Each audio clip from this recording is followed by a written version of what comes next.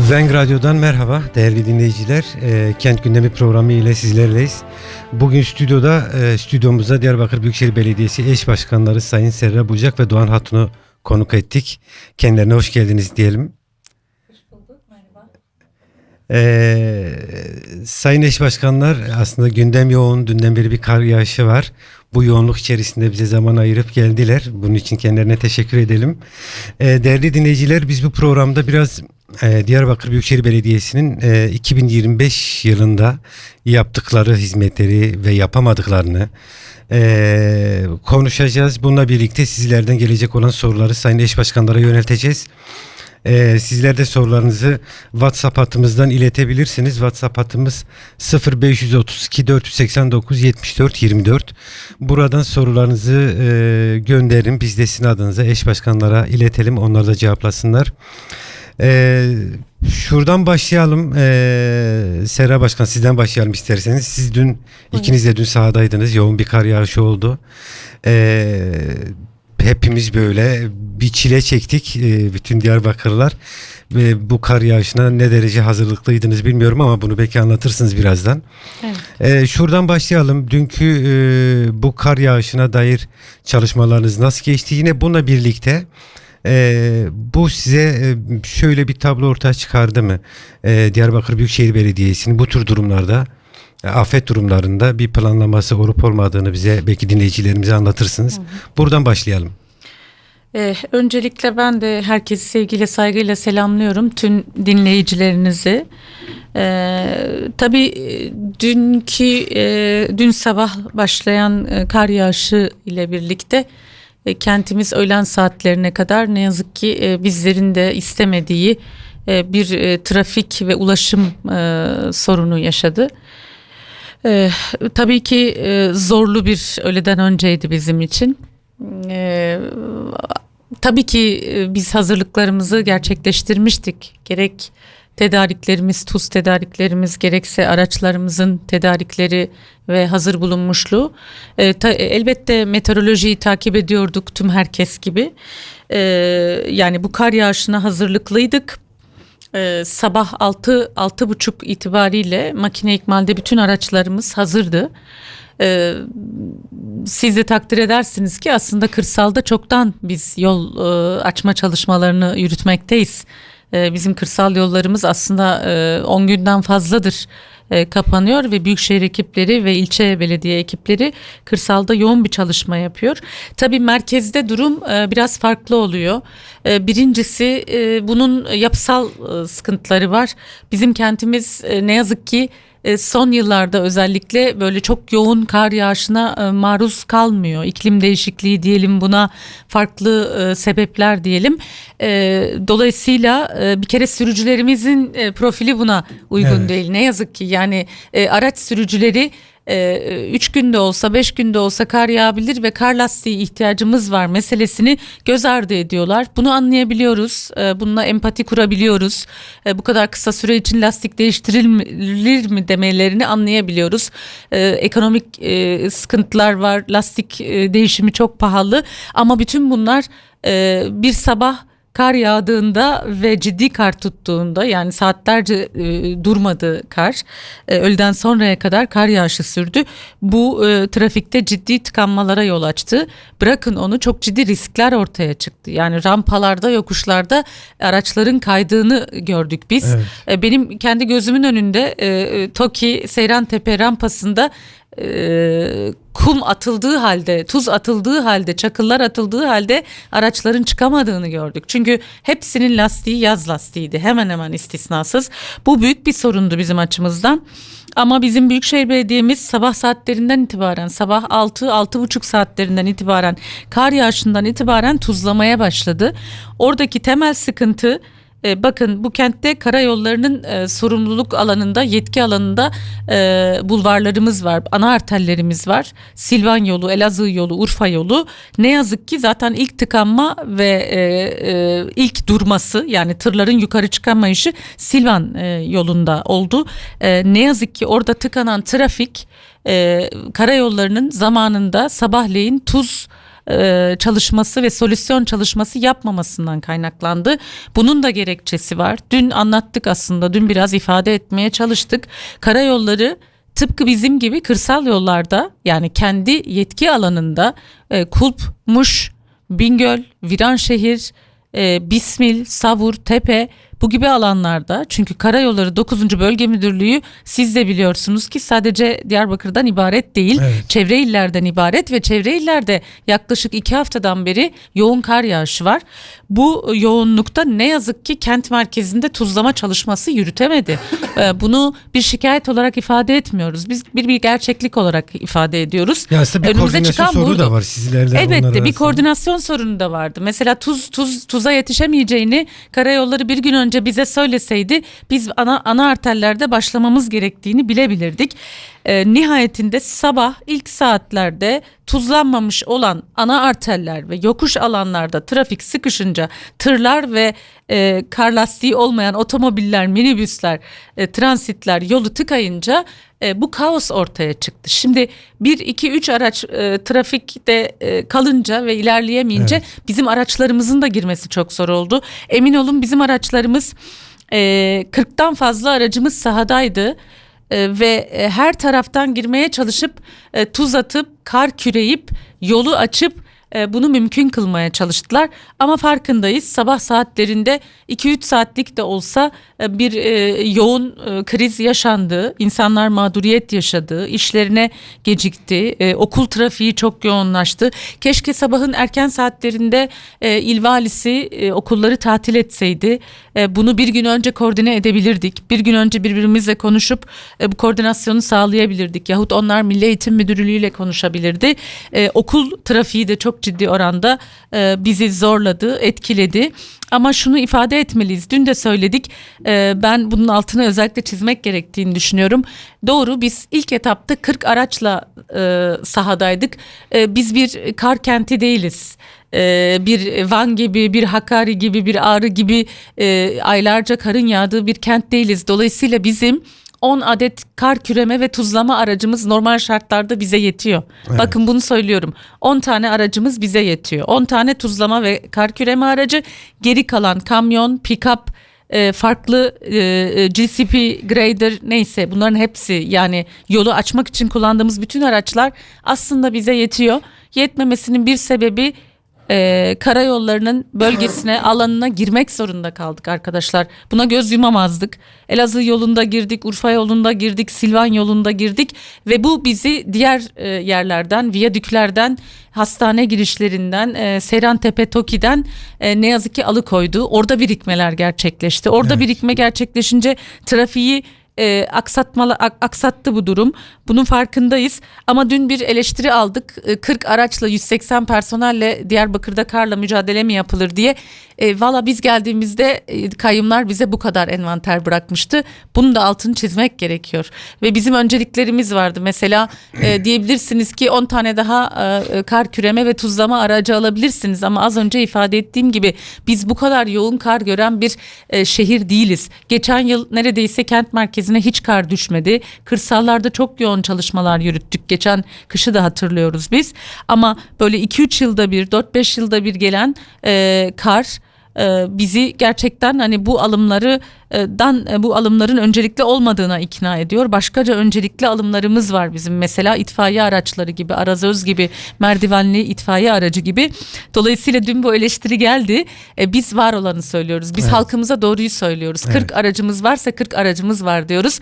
180 personel de ilk etapta öğleden önceki personelimizdi. Tabii ki gün içerisinde park, bahçe, temizlik, zabıta, bunların hepsi, yüzlerce personelimiz sahadaydı. Gece keza yine öyleydi.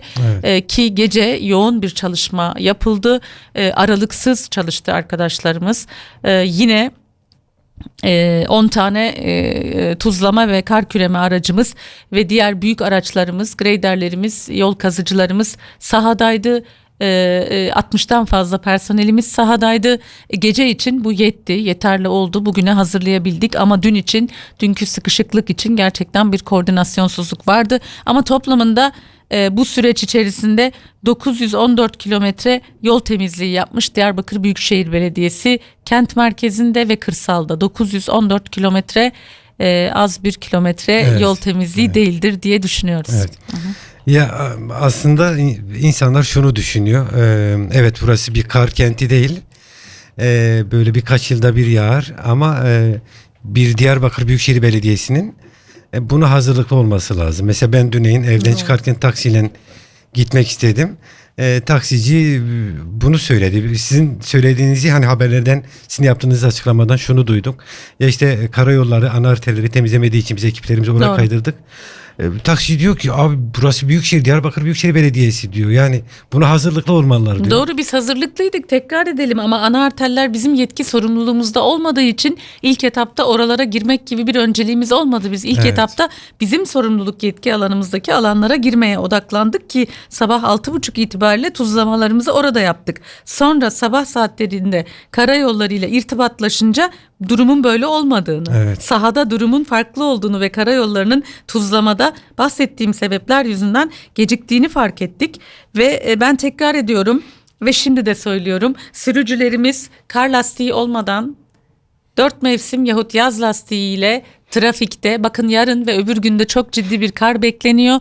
Biz hazırlığımızı yaptık. Diyarbakır Büyükşehir Belediye'miz bugün saat 1'de ilçe belediyeleriyle koordinasyon gerçekleştirdi. Öğleden sonra valisinin koordinasyonuna yol dairemiz katıldı. Yarına ve öbür güne hazırlanıyoruz. Ama yarın ve öbür gün için isteğimiz trafikte zorunlu olmadıkça özel araçlarıyla insanlar yer almasın, seyahat etmesin. Seyahat edeceklerse de kış lastiği kullanmak elzemdir. Bu onların hayat güvenliği için de elzemdir. Çünkü çok ciddi yoğun trafik kazalarına sebebiyet verebilir bu Ki durum. dün bunu çokça Evet, yaşadık. gördük bunu, evet. Doğan Başkan, siz dün neredeydiniz sizin? Evet. Dün ben bir yakın arkadaşım hastaydı. Batman'a gittim ben. Gitmem gerekiyordu. Şimdi biz Ocak-Şubat ayında mesela sivrisinek hazırlığı için ilaçlama birimlerimizi sahada çalıştırırız. Ocak-Şubat ayında mesela sivrisinek yok değil mi? Kış aylarında sinek yok. Ama biz o tarihte başlıyoruz hazırlığa. Kışında mevsimsel bütün başımıza gelebilecek doğal felaketlerle alakalı en az 3-4 ay öncesinden tedbir alırız. Mesela biz kar için tuzumuzu Ağustos'un sonu Eylül'de alırız yani. Stoklarımız olabildiğince en az 2 ay 3 ay daha kar yağarsa yetebilecek tuz stoğumuz var bizim yani. Onların hesap kitaplarını yapıyoruz yani, öngörülüyüz bu konuda. Ve bütün birimlerimiz de hangi araçlarla yola çıkacaksa o araçların mevsim gelmeden önce bütün bakım onarımları da yapılır. Öyle bir hazırlık içerisine girer. Serap Başkan da detay anlattığı gibi işte bir talihsiz olay bu Seyrantepe yokuşunda bir tırların çıkamayışı ve inemeyişinden kaynaklı kitlenen bir caddeyle bütün kent doğalında bir felce dönüştü. Bence şöyle bir şey, ben yoğun eleştiriler altında hakikaten Serap Başkan dediği gibi 914 kilometre 17 ilçemizde yol temizliği yapılmış. Neredeyse buradan İstanbul'a kadar yol temizliği yapmışız yani. Az buz bir şey değil. Bahsettikleri gibi o 40 iş makinesiyle yaptık yani. Hani yetersiz değil, aslında yetiyor. Evet. Bizim dağlık bölgelerdeki kırsal ilçelerimizin köylerine kadar ilçe belediyelerimizle birlikte yol temizliği yapılır her zaman. Şehir merkezine kar yağmaz ama kırsal ilçelerimize geçen sene de kar yağışı oldu. Ondan önceki sene de oluyor. Ve her zaman da oluyor kırsal ilçelere. Düzenli bir hazırlık halinde yani kara. Yoksa öyle bir tecrübesizlik veyahut koordinasyonun neler yapabiliriz manasında bir afallama değil bizimkisi. Evet. Sadece her kurumun kendi işini yapmasıyla alakalı bir şey. Ben eleştiriyorum. Açık söyleyeyim, eleştiriyorum. Yani karayolları öğleden sonraya hazırlık yapması bütün sorumluluğu sanki bizdeymiş gibi bir eleştiriye dönüştü. Elbette ki de görevimizdir. Onlar yapmazsa oraları da yaparız ama her kurum kendi görevini yaparsa eğer, o koordinasyonluk halini bütün kurumlar ortak yaparsa o zaman kentler yaşanılabilir bir pozisyona girer. Bunu sadece kar için söylemiyorum. Diğer meseleler için de öyle yani. Kentin girişlerinden tutun, bu kentin kronik bütün sorunlarına kadar bir bütün o koordinasyon hali oluşmadığı sürece de bu tür durumlar yaşanacaktır. Ama erken toparlandı yani doğaldır. Hala kar yağmaya devam ederken bir koordinasyon kurulu tam kapasite çalıştı. İlçe belediyelerinde yoğun temposuyla bugün de Serra Başkan bahsetti, saat 1'de bir toplantıyla yarını ve sonraki günü en maksimal derecede kar yağışlarını hesap ederek cadde sokak sokak kimlerin nereye gideceği, hangi plaka aracın nerede çalışacağı planlandı. Elbette ki de basit kazalar, maddi hasarlı kazalar kendisiyle birlikte ulaşımı aksatıyor. Halkımız da bu konuda biraz daha duyarlı olursa birlikte bu süreci tüketiriz yani. Evet. Değerli dinleyiciler, konuklarımızı hatırlatalım. Kent gündeminin bugünkü konukları Diyarbakır Büyükşehir Belediyesi eş başkanları Sayın Serra Bucak ve Sayın Doğan Hatun. Biz dünü atlattıktan sonra biraz geride bıraktığımız 2 yıla yakındır aslında görevdesiniz ama biz biraz da son yılı, malum 2025'in sonlarındayız. Biraz Büyükşehir Belediyesi'nin 2025 yılında neler yaptığını ve neler yapamadığını konuşmak istiyoruz. Bir yurttaş olarak ben Diyarbakır Büyükşehir Belediyesi Diyarbakır'da böyle kalem kalem özetlerseniz seviniriz. Çünkü dinleyicilerimiz sizden bunu duymak istiyor. Diyarbakır Büyükşehir Belediyesi bu son bir yılda neler yaptı? Serra Başkan, sizden başlayalım. Evet, yani şöyle tabii biz hani hep ifade etmekten geri durmayacağız. Biz önemli bir enkazı devraldık. Çok zorlu bir enkazı devraldık. Bu sebeple 2025 de bizim için çok zorlu geçti. Ama aynı zamanda da umut verici geçti. Çünkü yeni projelere adım attık. Yeni projelerin altyapısını kurduk.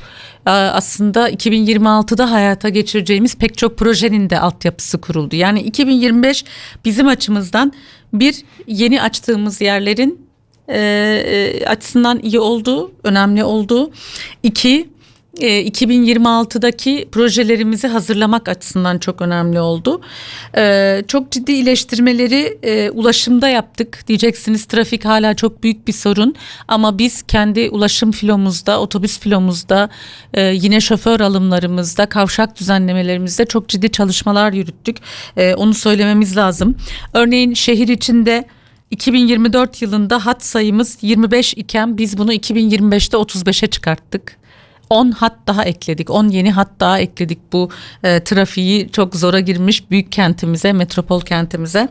Yine kırsalda toplam hat sayısı biz geldiğimizde 84'tü 2024 yılında. 2025 yılında biz bu hatları 100'e çıkarttık. Kırsalda da ciddi hat düzenlemeleri ve iyileştirmelerine gittik. Yine 2024'te gece nöbet tutan otobüs sayısı 0'dı. Bakın, gece nöbetçi otobüsü yoktu bu kentin. Toplu ulaşımının, kamusal ulaşımının biz yine bu nöbetçi sayısını 0'dan 20'ye çektik. Şu an 20 tane otobüs hattımız gece nöbeti yapıyor. Bu bizim için çok önemli. Niye? Geceleyin yolda kalan öğrenciler, evine ulaşmak isteyen yurttaşlar, özellikle kadınlar açısından güvenli, erişilebilir bir gece ulaşım sistemi hayata geçirebildik. Bunlar bizim için çok önemli artılar. Yine 2025 yılında biz 65 tane otobüs satın aldık. Ve filomuzu biraz olsun rahatlatabildik. Tabii ki yeterli mi? Değil. Kuşkusuz değil. Yine otobüs şoförleri sayısını 560'tı biz geldiğimizde. 615'e çıkarttık. Şimdi yeni 50 otobüs şoförü daha filomuza katılacak. Bunlar bizim için kent ulaşımında, toplu ulaşımda çok önemli iyileştirmeler. Bizim kentimizi düşündüğünüzde gerçekten nüfusu bakımından büyük şehirler içerisinde yoğunluk açısından 11. sırada Türkiye çapında. Böyle önemli bir kentte bizimle birlikte kıyaslanabilecek kimi kentlerde otobüs sayısı 8 otobüs şoförü sayısı 800'leri bulurken bizimki hala 560'larda duruyordu. Bizim buradaki hedefimiz gerçekten optimum sayıya ulaşmak. Şimdi işte 611'ler 15'lerdeyiz. Önümüzdeki haftalarda bu sayı 660'a 670'e çıkacak ve hedeflediğimiz sayıya ulaşacağız. Bunları niye detaylı anlatıyoruz? Çünkü ulaşım ve trafik meselesi bizim için çok çok önemli. Yine 16 kavşağımızı akıllı kavşağa çevirdik ve önümüzdeki süreçte 2026'da 26'ya çıkmasını istiyoruz bu akıllı kavşak sayısının. Yine trafik sorunumuzda çok ciddi düzenlemelere gittik. Kavşak düzenlemeleri ve geometrik düzenlemeler yaptık. Yakın zamanda Muhabere Kavşağı'nda bir düzenleme yaptık. Ve buradan çok ciddi verimler aldık. Sürüş süreleri, bekleme süreleri 7-8 dakika azaldı. Yine kentin diğer kavşaklarında bu süreleri azaltıyoruz. Urfa ve Elazığ bulvarları üzerinde, özellikle Elazığ bulvarı üzerinde, biliyorsunuz orası, Elazığ bulvarı yine karayollarına ait bir yerdir ve biz oradaki kavşak düzenlemeleri sebebiyle karayollarının buradaki yaklaşımını ve yatırımsızlık politikasını da eleştiriyoruz. Onu söyleyelim. Çünkü Elazığ bulvarı onların ortaya koymuş olduğu kavşak düzenlemeleriyle, geometrik düzenlemelerle, yani geçici, kısa vadeli, orta vadeli düzenlemelerle çözülebilecek şeyler değil. Biz orada Urfa yolu gibi dalçık yapılar istiyoruz ama bir türlü bu konuda onları ikna edebilmiş değiliz. Ne yazık ki buradaki altyapı ve bütçesizlik nasıl diyelim gerekçeleriyle karşımıza çıkan bir karayolları var. Bunu da buradan ciddi anlamda eleştirmek istiyoruz ama biz yine de sinyalizasyon sistemlerimizi çok ciddi geliştirdik. Bu sene 2025 yılında bir sayım başlattık. Veri sayımları, toplu ulaşımda minibüs, halk otobüsü ve bizim otobüslerimiz dahil olmak üzere yaklaşık Kasım ayından şimdiye kadar bir veri toplama ve anket çalışması sürdürüyoruz. Bunu bahar ayında bitireceğiz. Dicle Üniversitesi ile bu protokolü gerçekleştirdik ve burada ciddi iyileştirmeler yapabileceğimizi düşünüyoruz ulaşımda. Dikasum'u yeniden açtık. Kadın politikalarında. Dikasum'a geçmeden ulaşımda kalalım. Buyurun. Şimdi ulaşımla ilgili çok soru da geliyor dinleyicilerimizden ama hani Diyarbakır ifade ettiğiniz bir metropol kent ve hepimizin günlük hayatını ciddi anlamda bu mevcut trafik hali olumsuz etkiliyor. Siz belli iyileştirmeler yaptığınızı ifade ettiniz ancak hepimizin, bütün Diyarbakır'ın merak ettiği, dört göze beklediği bir tramvay olayı var. Bu ne durumda? Belki bunu biraz açıklarsınız. Bununla birlikte bir dinleyicimiz sormuş. Demin karayolları ile olan koordinasyon sorununu ona değindiniz. Dinleyicimiz de bununla ilgili soru sormuş. Konusu gelmişken onu sorayım. Dinleyicimiz diyor ki bu kadar olağanüstü, dünden bahsediyor. Bu kadar olağanüstü bir halde milyonlarca insanı etkileyecek bir gündemde karayolları ile niye koordinasyon en az bir hafta önceden kurulmuyor ve kar yağışının başlaması saatiyle iletişim kuruluyor. Seçimden 2 yıl sonra kurumlar arasında koordinasyonun sürekli ve devamlı aktif olması gerekmiyor mu demiş. Geç o dünkü kar meselesini anlattınız ama belki o yol çalışmalarını ona değinebilirsiniz. Karayollarıyla neden bir... Yani ben çok kısa ifade edeyim. Elbette söylediği şey çok doğru. Dinleyicimizin koordinasyon şart. Bu koordinasyonlara onları davet ediyoruz. Bazen bu koordinasyonu sağlayabiliyoruz, bazen sağlayamıyoruz. Tamamen kopuk bir koordinasyondan bahsedemeyiz elbette. Ama ne yazık ki iki farklı kurum, iki farklı yapı zaman zaman ortaklaşamayabiliyorlar. Ve bütçelerimiz farklı. Biz onların bütçelerine müdahale edemeyiz. Bir takım yapısal sorunlar var. Evet. Ama dünkü koordinasyonsuzluğa dair bu eleştiriyi kabul ediyoruz biz. Bu eleştiriyi üzerimize alıyoruz. Ve bir sonraki başka bir olayda, başka bir yaklaşımda elbette bu koordinasyonun bizim tarafımızdan da daha güvenli ve ehemmiyetli bir şekilde yürüyeceğine dair buradan söz veriyoruz diyeyim. Raylı sistemde sözü Doğan Başkan'a bırakayım. Evet, Doğan koordinasyon konusunu çok böyle şey yapmayalım. Doğrudur, iyi bir eleştiri bu. Teşekkür ediyorum. Peki. Yani kent içi ulaşımla ilgili tramvay meselesini önce çok kısa bir ulaşım master ana planına vurgu yapayım ki tramvay neden bu kadar çok önemli anlaşılsın ve halkın haklı talebi niye bu kadar meşru tam net anlaşılsın. Şimdi bizim 2040 vizyonuna göre Diyarbakır Büyükşehir Belediyesi'nin kent içi ulaşım master ana planı var. Bu ulaşım master ana planı kentin bütün büyük aksları planlanırken bütün detaylar hesaplanıyor. Evet. Bunların çevre yollarından tutun varsa bu raylı sistemler vesaireler kentin kamusal büyük yapıları, mesela ne diyeyim, mesela Dicle Üniversitesi, mesela araştırma hastanesi, mesela adliye, mesela belediye, yani halkın yoğunluklu günlerce binlerce sirkülasyonu olduğu yerlere hesapları yapılarak belirlenir. Bu hesapların içerisinde kentimizde mesela 400'lü evlerden yeni cezaevi yoluna bir çevre yolu var. Mesela biz kamu yararı alıp o çevre yolunu açamıyoruz. Kamu yararını bekliyoruz yaklaşık 8 ayda. Bizim hazırlığımız tamamdır. Bir kamu yararı gelse 2 ayda o yolu bitirebiliriz. Bu yola paralel, yani kentin içine, o çevre yolundan kentin içine gelen yolları ise geldiğimiz gibi biz tamamladık. Mesela Mir Celalet, yani 75'ten o Şeyh Said'e bağlanacak yeni ismiyle Özgürlük Bulvarı'na, meydan değil bulvarı, na bağlanacak 2 kilometrelik yolu anında tamamladık. Benzer diğer yollarda da işte Tokyo'ya kadar giden kısımların hepsini tamamlamışız. Ama o çevre yolu olmayınca bu Elazığ Caddesi dediğimiz şeyi en az %30 rahatlatabilecek bir yatırımdır. Bir bu. Yani en azından trafik açısından olan kısmını söylüyorum. Kent 10 yılda büyüdü. Yani planlanan şekilde büyüyor. Ama kentin altyapı sistemi olarak, yani ulaşım master planına göre o plan esas alınarak büyümüyor mesela. Evet. Çünkü o altyapı ulaşım master ana planı gerçekleşmiyor ama kent büyüyor. Yani bu caddelerinizin dar ve geniş olmasıyla alakalı bir şey değil. Yani caddelerimiz şu an 500 metre genişlikte olsa yine aynı trafik sorunu yaşayacağız. Yani. Raylı sistemlerde bu kara tren, mevcut kara tren kent içi ulaşıma dahil edilebilecek bir onay kararı var aslında ulaşım master ana planda. Yani mevcut kara trene kentin ihtiyacına göre belirli istasyonlar belirlenip, istasyon dediğim durağı kastediyorum, onlarda istasyon deniliyor. O duraklar yapıldıktan sonra Çarıklı'dan Ergani'ye kadar böyle bir ulaşım master ana planda onaylanmış bir karar var. Uygulanmamış. Yetti 2 çevre yok, o yok. Bir de tramvay. Kentin ana akslarından bir tanesi ise bu raylı sistem üzerinde kurulu. Yani Dağkapı Meydanı'ndan, Şeyh Said Meydanı'ndan Eğitim Araştırma Hastanesi'ni ne kadar kesintisiz, hızlı, pratik gidebilecek bir tramvay sistemi uygulanmadığı için temel krizi yaşıyoruz. Mesela şu an Urfa Caddesi'nde bu battı çıktılarla bir rahatlama var. Çok ciddi bir rahatlama. Aynı şey mesela Elazığ Caddesi'nde yok. Bir yatırım yok. Yine benzeri 450 evler kavşağı bir ihtiyaçtır. Orada yok. Bunlar karayollarının sorumluluğunda olan yerler.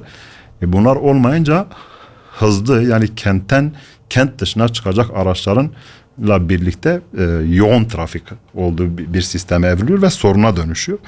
İstediği kadar kentin içindeki Diyarbakır'daki caddelerimiz hepsi de mevcut trafiği kaldırabilecek güçte caddeler. Genişlik açısından, kolaylık açısından ve rahat erişebilirlik açısından. Tramvay meselesine geldiğimizden beri 1,5 yıllık bir serüvenimiz var. Tabii Başka bizden önceki anlatmadan şunu bir dinleyicimize sormuş, konuyla ilgili olduğu için araya gireceğim. Tabii. Demin kara trenden bahsettiniz ya, bir dinleyicimiz de tam bu noktada bir öneri yapmış. Diyor ki Diyarbakır Büyükşehir Belediyesi tramvay gibi çok zahmetli ve masraflı bir işe girişmeye çalışıyor. Fakat 10 gözlü köprüden giriş yapan istasyondan Eğitim Araştırma Hastanesi'ne kadar giden bir tren rayı var. Şehir etrafında yeni hat yapılıp bu eski hat için şehir içi yapılamaz mı? Takas, devlet demiryollarıyla bir takas yapamaz hiç mı takasa demiş. gerek yok. Tam da ben de onu kastediyorum. Evet, Normalde şu an orası devlet demir yollarının da 2030 vizyonuna göre galiba onlar öyle bir karar almış. Çift raya dönüştürüp bir iyileştirme hedefleri var. Proje aşamasında daha bir projesi gerçekleşmemiş. Ama bizim zaten ulaştırma master planımızın bir parçası o. Evet. Yani mevcut var olan kara tren hattının kent içi ulaşma dahil edilmesi. Bu zaten ulaşım master planımızın bir kararı. Evet. Yani bunu, aslında bu yönlü yazışmalarımız da var. Dinleyicimizi Var, belki bir parça rahatlatmak için devlet demir yollarıyla yazışmalarımız var. Bu son Yüzde Kasım-Aralık görüşmeler ayında bütçe görüşmelerinde yine milletvekillerimiz aracılığıyla soru önergeleri verildi. Mevcut banyo hattının, dinleyicimizin bahsettiği Çarıklı'dan Ergani'ye kadar, evet. Çayönü'ne kadar, hatta biz o hattı öyle düşünüyoruz. Yani araştırmayı da kapsayan, o sebeyi de kapsayan, sabah çok yoğun saatlerde OSEB'nin 20 binden fazla çalışanını da taşıyabilecek bir hat olarak bunların hepsinin raporlarını, dosyalarını bizim raylı sistem dairemiz hazırladı ve ilgili bakanlıklara aslında Ankara'ya gönderildi. Ve orada da tıpkı tramvayımız gibi bir ilerleme var. Yani bu hattı da faaliyete geçirebilmek için altyapı çalışmalarımızı ve hazırlık çalışmalarımızı sürdürüyoruz diye. Peki. Yani biz Tramvaya onun gelelim. duraklarına kadar hesap Evet. ettik. Duraklar Evet. maliyetine kadar bir altyapı hazırlığımız oldu o konuda. Tramvayda dediğim gibi yani kentin bir 10-15 yıllık bir serüveni ilk defa Osman Başkan döneminde kentin gündemine girmiş. Daha sonra Gülten Başkan'la Fırat Başkan döneminde biraz daha proje geliştirilmiş. Kayyumlar döneminde de sadece billboardlara tabela olarak asılmış. Ve biz de geldiğimiz gibi bu kentin en temel ihtiyaçlarının bu olduğunu, halkın da yoğun talebi olduğunu ve bir dosyayı çıkarttık. Dosyayı çıkarttığımızda bir düzergah çizgisi vardı, doğru. Maalesef ete kemiğe bürünmüş bir proje şeyine dönüşmemişti. Biz bu 1,5 yıl içerisinde bunun bütün detaylarıyla, yani sabah bir bütçemiz olsa uygulanabilir bir proje boyutuna getirdik. En büyük avantajımız şu, Cumhurbaşkanı Stratejik Birim Başkanlığı'nın listesinde yayınlandı. Bu stratejik bir projedir, uygulanması gerekir diye Cumhurbaşkanlığı Stratejik Bütçe Başkanlığı'nda onaylanmış bir projeye dönüştü. Bu bizim elimizi çok ciddi güçlendirdi ve onlarla da birkaç görüşmemiz oldu. Hem yüz yüze hem de yazışmalarla bir fon arama işine girdik. Fonlar kısmında da baya bir fon kuruluşlarıyla görüştük. Yani sayısı 20'yi aştı neredeyse.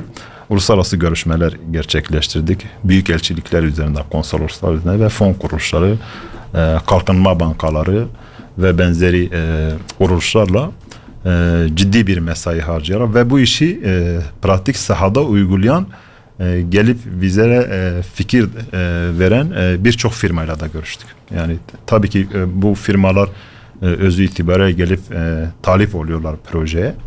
Ama gelirken de bizi de baya bir bu konuda pratik sahada yaşadıkları sorun, sıkıntılarla biraz donattılar. Biz raylı sistem daire başkanlığını kurduk. Daha önce müdürlüktü. Ulaşım Daire Başkanlığı bünyesinde ve bu işi profesyonel bir şekilde birim oluşturup, teknik ekip oluşturup pratik sahada karşılaşabileceğimiz bütün sorunların çözümüyle ilgili kentin altyapı kurumlarıyla da ortak koordine hareket edebileceğimiz, hatta bunlar hangi kurumlar? Yarın bir inşai faaliyet başladığında Türk Telekom'un, TEDAŞ'ın, bu telekomünikasyon şirketlerinin, bizim Diski'nin, Diyargaz'ın, yani altyapıda sistemi olan bütün herkesle ortak bir koordinasyon da kurduk. Sorunları birlikte çözme. Hasılı kelam bu son bir ay çok önemli bizim için. Hem bu meclisteki bütçe görüşmelerinde milletvekillerimizin bütçe görüşmelerinde başta Ulaştırma ve Altyapı Bakanlığı'nda ve Çevre Şehircilik Bakanlığı'nın biliyorsunuz İller Bankası ve benzeri kurum kuruluşlar Çevre Şehircilik ve İklim Değişikliği Bakanlığı'na bağlı. Bunlarla bir diplomatik çalışma, soru önergeleri ve buraya bir eğilimle aynı şekilde yine Cumhurbaşkanlığı yardımcısı Cevdet Yılmaz Bey'in de gündemine soktuk. Son geçen hafta biz Ankara'da İller Bankası'nı, İlbank'ın genel müdürüyle bir görüşmemiz oldu ve uluslararası bir yatırım paketinde Diyarbakır Büyükşehir Belediyesi'nin projesini alması için bakanlığa öneride bulunduklarını bize beyan ettiler. Bakanlık bu 1-2 hafta içerisinde olumlu olumsuz bize bir dönüş yapacaktır elbette ki. Olur da bu paketin içerisinde, bu paket kredi alma paketi bu arada, onu bir söyleyeyim. Uluslararası kuruluşlar ülke düzeyinde protokollerle altyapı, yenilenebilir enerji, kadın politikaları ve benzeri kültürel etkinliklerle ilgili kredi paketleri anlaşması imzalarla bir pakete bizim projemizi de dahil etmek için İlbank Bakanlığa öneride bulunuyor. Ve İller Bankası'nın müdürü bize şu söyledi: ilk defa meslek hayatında bu kadar kurum kuruluşların, siyasetin, halkın birlikte hemfikir olduğu Türkiye'deki tek proje diye bize moral motivasyon da verdi sağ olsun. Biz şu an onların işte paketlerinin hangi projelere açıklandığının haberini bekliyoruz. Evet. Eğer olumlu açıdan bir haber gelirse, yani onaylanırsa bizim ismimiz o pakette, biz de artık yavaş yavaş inşai faaliyetlere giden çalışmalarımızın startını veririz. Evet. Durum böyle. Peki. Yani 2026'da kazmayı vurmaya çok yaklaştık. Çok Evet, yaklaştık, evet, yani. bu güzel haberi de verelim dinleyicilerimize. Umuyoruz ki hem o hem de kara tren için Evet. o banliyö sistemi. Ya ulaşım öyle bir sorun ki böyle bir dokun bina hiç derler ya, ulaşma dair çok soru da var. Ama bu soruları şimdilik değil, böyle konumuzu dağıtmayalım. Belki programın sonuna doğru bu soruları. Biz liste ne yaptıklarımızı anlatacaktık. Evet, biz biraz Büyükşehir Belediyesi'nin son bir yılda yaptıklarını dinlemek istiyoruz. Sera Başkan buyurun. Doğru, ben kadın politikalarında bırakmıştım cümlemi. Oradan kurmak isterim yeniden. Hakikaten kadın politikaları daire başkanlığımız ve kadın alanında yaptığımız çalışmalar 2025 yılında 2024 ile başladı elbette. Başta kapatılan kadın kurumlarımızı açtık. DİKASUM, Diyarbakır Kadın Sorunlarını Araştırma Merkezi ve şiddetle mücadele birimimizi açtık. Yine alo şiddet hattımızı açtık ve devreye koyduk. Burada şiddetle mücadele alanında hem eğitim hem farkındalık çalışmalarımız yoğun bir biçimde sürüyor. Hem de doğrudan kadınlara psikolojik, hukuki ve şiddetle doğrudan karşı karşıya kalma anında verdiğimiz bir hizmetimiz var. Bildiğiniz gibi bizim bir kadın sığınağımız var. İkinci sığınak için altyapı çalışmalarına başladık. Bu gibi çalışmaları kadına yönelik şiddetle ilgili mücadele alanlarımızda büyütmek gibi bir hedefimiz var. Yine biz bundan 2 hafta kadar önce Diyarbakır'ı kadın kenti ilan ettik. Yani kadın kentlerine doğru bir çalışmamız olacağını, önümüzdeki 3 yılı bu kent kadınlar açısından nasıl güvenilir, erişilebilir, istihdamda kadın görünürlüğünü, siyasette, toplumsal yaşamda kadın görünürlüğünü arttıracak çalışmalar yürütürüz gibi bir çalışma hattımız, bir il eylem planımız açığa çıktı.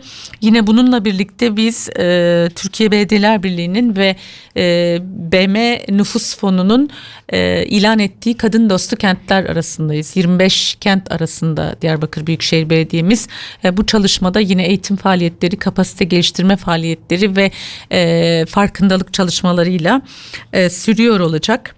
Yine 2025 yılında yakın zamanda tıbbi aromatik bitki üretimi ve tıbbi aromatik bitkiler üretim tesisimizin temelini attık. Burada da yoğun bir biçimde kadın istihdamına yer vereceğiz ve kadın istihdamını arttırıcı üretimsel bir faaliyeti olacak bu tıbbi aromatik bahçemizin, çalışmamızın. Yine biz halk ekmek çalışmasını uzun zamandır yürütüyoruz. Daha önce de hani müjdesini vermiştik. Halk ekmek Ocak ayında açıyor olacağız. Şimdiden büfelerimiz hazırlandı. Kent merkezinde lokasyonlarımız belirlendi. Şu an bu büfelerin yerleşeceği altyapı çalışması, beton çalışması sürüyor. Ocağın ilk haftası, en geç ikinci haftası gibi halk ekmek çalışmamız bitmiş olacak. Sur Akademimizi yeniden açtık. Orada üniversiteye hazırlık etütleri ve denemeleri gerçekleştiriyoruz. Yine huzur evlerinde LGS ve kütüphane hazırlık çalışmamız başladı. Orada bir eğitim çalışmasına başlayacağız. Çermik'te bizim çok amaçlı bir salonumuz var. Çok amaçlı bir binamız var. 5 katlı bir bina. Çermik biliyorsunuz uzak bir ilçemiz. Orada da yine kadın alanı, gençlik alanı ve eğitim alanına dair bir çalışmayı açığa çıkartacağız. Tadilatlarımızı bitirdik ve oranın da açılışını Ocak ayında gerçekleştiriyor olacağız. Yine biz tabii DİSK'imizin çok ciddi çalışmaları oldu 2025 yılında. Bunu söylememiz gerekir. Kentin ikinci İsale hattı, ikinci İsale su hattı çalışması kapsamında ikinci içme suyu arıtma tesisimizin de temelini attık.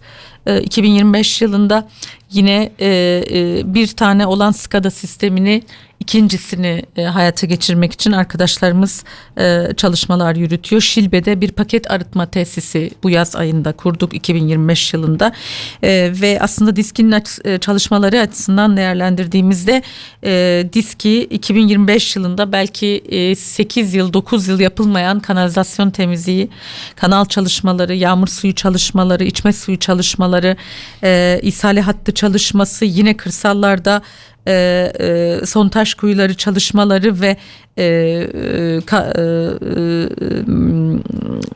su sayaç çalışmalarıyla birlikte ciddi bir yenilemeye gitti 2025 yılında. Yani şöyle düşünmeniz lazım, 9-10 yıldır tek bir ihalesi yapılmayan, tek bir yatırımı yapılmayan bütün bu altyapı, su, kanalizasyon alanlarında yoğun bir çalışma yaptık. Yine 2025 yılında 2026 baharında kırsallarda başlayacak olan içme suyu ve altyapı çalışmalarının hazırlıklarını bitirdik ve ihale aşamasına getirdik hepsini. Bunlar da bizim açımızdan önemli çalışmalardı. Yine halk lokantaları açtık biliyorsunuz. Bir sosyal tesisimizi Fiskaya'da açtık ve çok da yoğun ilgi görüyor bizim bu sosyal tesisimiz. Bağıvar'da mezarlık alanı başladı yapılmaya. Biliyorsunuz bizim en son Yeniköy mezarlığımız ve orada çok az sayıda gömü alanımız kaldı ne yazık ki. Evet. Bu açıdan Bağvar mezarlık alanı yapım çalışmalarının başlamış olması bizim için önemli. 2026'nın ilk 3 ayında yeni gömü işlemlerini oradan başlatabiliyor olacağız. Tabii süren bir çalışma, çok büyük bir alan orası. Peyderpey, aşama aşama, etap etap çalışması bitecek. Yine kentin pek çok alanında, orta refüjlerde, kent girişlerinde yoğun bir ağaçlandırma ve kuru peyzaj çalışmasına girdik. Refüj düzenlemeleri gerçekleştirdik. Yine kent içerisinde 2 adet parkımızın temeli atıldı ve çalışmaları başladı. Altyapı çalışmaları. Bir tanesi Mezopotamya Kent Parkı, diğeri de Natura Park. Yine bu çalışmalarımızı elbette sürdürüyoruz. Dağ Kapı Havuzu çevresinde kurakçıl peyzajlara ağırlık verdik. Emek Caddesi, Bağlar'da, Ekinciler Caddesi'nde kurakçıl peyzaj çalışmaları yürütüyoruz. Yine kırsal mahallelerimizde oyun grupları, imalatları çalışmalarımız sürüyor. Orada çocuklar için oyun grupları, imalatları gerçekleştirdik. 2025 yılında Ren Belediyesi ile kardeş belediye olduk. Diyarbakır'ın yurt dışında yapmış olduğu ilk kardeş belediye protokolü bu. Evet. Bu açıdan tabii çok mutluyuz. Onu biraz daha açıklayabilirsiniz belki. Ren Belediyesi'ne kardeş belediye oldunuz. Tabii biz Ren Belediyesi ile geçen yıl aslında bu çalışmaları başlattık. 2024 seçim sonrasında yaz aylarında, o zaman her ikimizin de yurt dışına çıkmak engeli vardı. Evet. Online buluşmalarla Ren Belediyesi ile daha önceki yıllarda gerçekleşen dostluk çalışmaları ve bir takım deneyim paylaşımlarını yeniden güncelledik aslında. Böyle bir çalışmaydı. Daha sonra bizim kaynağında ayrıştırma ve katı atık meselesine dair ortaklaşmamız oldu Ren Belediyesi ile. Halen de bu ortaklaşmamız devam ediyor. Yani kaynağında ayrıştırmayı Diyarbakır'da pilot bir mahallede, pilot bir bölgemizde bile olsa nasıl yapabiliriz? Kaynağında plastiği, camı, kartonu nasıl ayrıştırabiliriz ve bu deneyimleri Ren Belediyesi'nden nasıl öğrenip kendimiz burada onların da desteğiyle, hem finansal hem fikirsel desteğiyle nasıl bir çalışmaya büründürebiliriz diye iklim dairemiz uzun süredir bir teknik çalışma yürütüyordu. Bu teknik çalışmayı aynı zamanda diplomatik bir çalışmaya ve bir dostluk, kalıcı bir dostluğa dönüştürmek istedik. Oradaki Ren Belediyesi yönetimi de tabii demokrat bir belediye. Kürt halkını tanıyan, Kürt halkının mücadelesini bilen, Kürt halkının yerel yönetimler mücadelesini, paradigmasını, eşitlikçi, özgürlükçü bakışını bilen bir belediye. Bu açıdan sağ olsun orada tabii bir dostluk derneği var. Kürt Breton Dostluk Derneği, yani oradaki Breton halkı ve Kürt halkının ortak kurmuş olduğu ve kültürel çalışmalar üzerinden yürüttüğü 40 yılı aşkın çalışmalar yürüten bir dernek. Onların da diplomasi çalışmaları neticesinde biz bu Aralık ayında bu kardeş protokol çalışmasını imzaladık karşılıklı. Tabii burada bakanlıkça da onaylanması gereken bir süreç. Bu da bittiği takdirde Diyarbakır Büyükşehir Belediye'mizin ilk yurt dışında yabancı bir belediyeyle bir yurt dışı belediyeyle kardeş belediyecilik çalışması başlamış olacak ve bundan sonra da başta katı atık ve çevre politikaları olmak üzere birçok alanda ortak çalışmalar yürütebileceğimize inanıyoruz. Onların muhakkak çok katkısı olacak ama sizin Japonya geziniz vardı. Yine Doğan Başkan'ın Barcelona'da görüşmeleri vardı. Cenevre var. Bu tür görüşmelerin elbette katkısı çok oluyor. Fikirsel olsun, daha maddi destekleri olsun. Bunları geliştirmeyi düşünüyor musunuz peki? Bundan sonra da böyle. Yani tabii bu bizim olmazsa olmaz bir diplomasi ve dış ilişkiler ayağımız ve bu dış ilişkiler kısmını geliştirmek, büyütmek gibi bir sorumluluğumuz var. Diyarbakır önemli bir kent, hem politik açıdan hem kültürel açıdan hem ekonomik ve sosyal gelişim açısından bölgenin en önemli kentlerinden bir tanesi, belki de en önemlisi. Kürtler açısından demokratik mücadelenin, demokratik siyasetin ve pek çok aynı zamanda yerel yönetim ve kadın mücadelesinde hayat bulduğu bir kent. Bu açıdan bu deneyimleri, bu paylaşımları yurt dışında da diplomatik çalışmalarla, farklı belediyelerle, farklı yerel yönetimlerle bizi tanıyan, bu mücadeleyi bilen, bu mücadeleye değer veren kimi çevrelerle ortaklaştırmak tabii ki önemli bir parçası bizim yerel yönetimler çalışmamızın. Bu gibi çalışmaları ve ziyaretleri devam ettireceğiz. Sadece biz gidiyor olmayacağız. İlkbaharda Nevroz sonrası yine Zürih Ahmet Diyarbakır Dostluk Grubu'nun ve oradaki kent parlamentosundan, kimi fraksiyonlardan, kimi çalışma gruplarından, siyasi partilerden de bir delegasyonu burada Diyarbakır'da ağırlıyor olacağız. Yine Zürih Belediyesi de bir ekoloji parkı çalışmamız, ortaklaşmamız var. Henüz çok şeyleri oturmadı. Biz çalışıyoruz, onlar çalışıyor.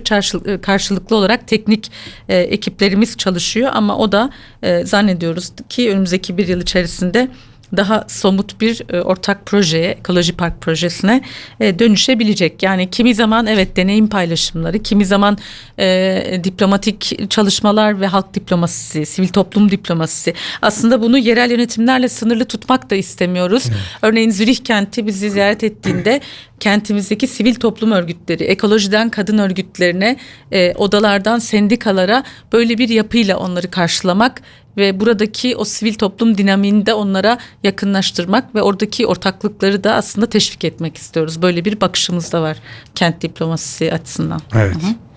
Doğan Başkan belki devam edebilir. Evet. 2025 yılında yaptığınız. Serra Başkan hepsini anlattı.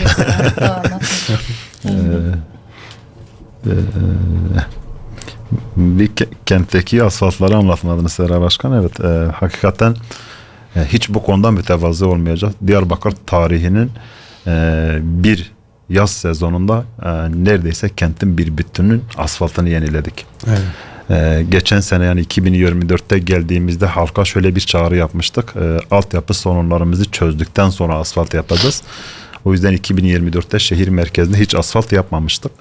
Spesifik sadece biraz bakım, onarım, yama şeklinde gitmişti ama Bağlar Emek Caddesi'nden başlayıp Şehitlik hattına neredeyse birçoğu 15 yılı aşkındır asfalt yüzü görmeyen bütün mahallelerimize, ana arterlerimizde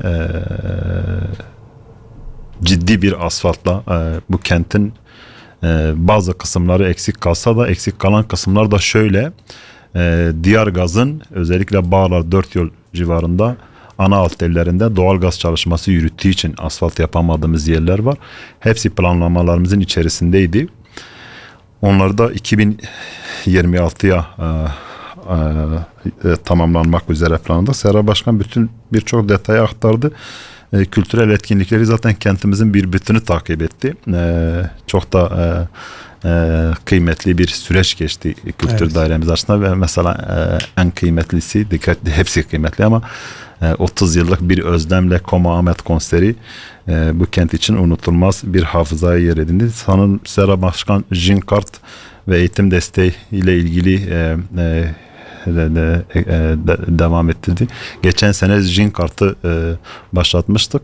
Bu sene sayısını 2 katına çıkartacak şekilde devam etti. Üniversiteyi ilk kazanan öğrencilere eğitim desteği olarak geçen sene de 5700 kişiye, bu sene de 6500 öğrenciye 3 taksit şeklinde 20.000 TL eğitim desteği sağlıyoruz.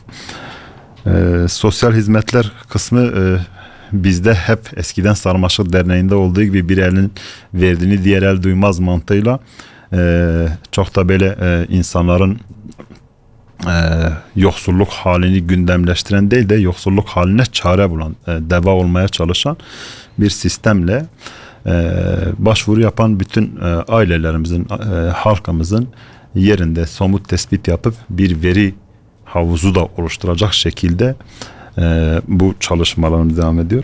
Hem belirli zaman dilimlerinde gıda desteği ve nakdi desteklerle ve spesifik olarak başka şehirlerden veya kentimizde özellikle hastanelerde ameliyat olma durumlarında ameliyat parası talep ediliyor, biliyorsunuz. Durumu olmayanlara bu konularda destek olmaya çalışıyoruz. Biraz 2026'da 25'e yetiştiremeyip hazır olan, aslında biraz bütçeyle alakalı da bir şey. Birkaç projeden de bahsedebiliriz. Mesela Afet Koordinasyon Merkezi AKOM için projemiz bitme aşamasında. Bu kentte biraz daha bütün bölge şehirlerine de hitap edebilecek, yani çevre komşularımıza da hitap edecek bir afet koordinasyon merkezi hazırlığımız var. Yine seçim beyannamemizde halka söz verdiğimiz bir sosyal konut projemiz var. Bu sosyal konutla ilgili biraz ezber bozan tarzda bir sosyal konut hedefliyoruz. Biraz da kentin gerçekten planlamasından tutun dokusuna, toplumsal dokusuna kadar iklim koşullarına cevap olabilecek bir çalışma yürütüyoruz. Serra Başkan dış ilçelerde DİSK'in hazırlıklarından bahsetti. 8 kırsal ilçemizin su arıtma tesisleri ve altyapısını yenileme ihalesi yapıldı. İhalede bu çok önemli. Kırsallarda bu sene çok ciddi sorun yaşadık. Nasıl sorun yaşadık? Bu küresel ısınma ve kentimizin uzun yıllar yağış almadığından kaynaklı ciddi bir kuraklık yaşadık.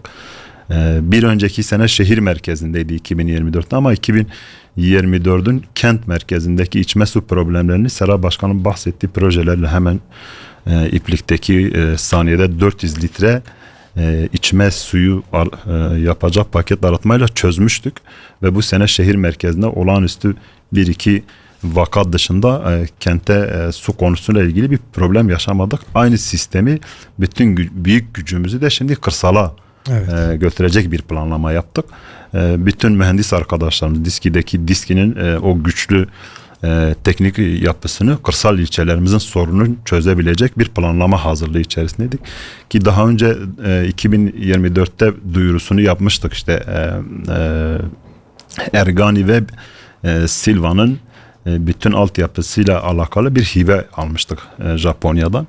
Onun da proje kısımları bitme aşamasına geliyor. Onlar olursa bir bütün, yani Silvan ve Ergani'nin bütün altyapılarını komple yenileyebilecek bir sistem. Bu belki de onların 30-40 yılını rahatlıkla bir daha hiçbir altyapı, ne kanalizasyon, ne yağmur suyu, ne içme suyunda sorun yaşamayacak bir düzeye gelmesi demektir. Onun bütçesi zaten hibe aldık.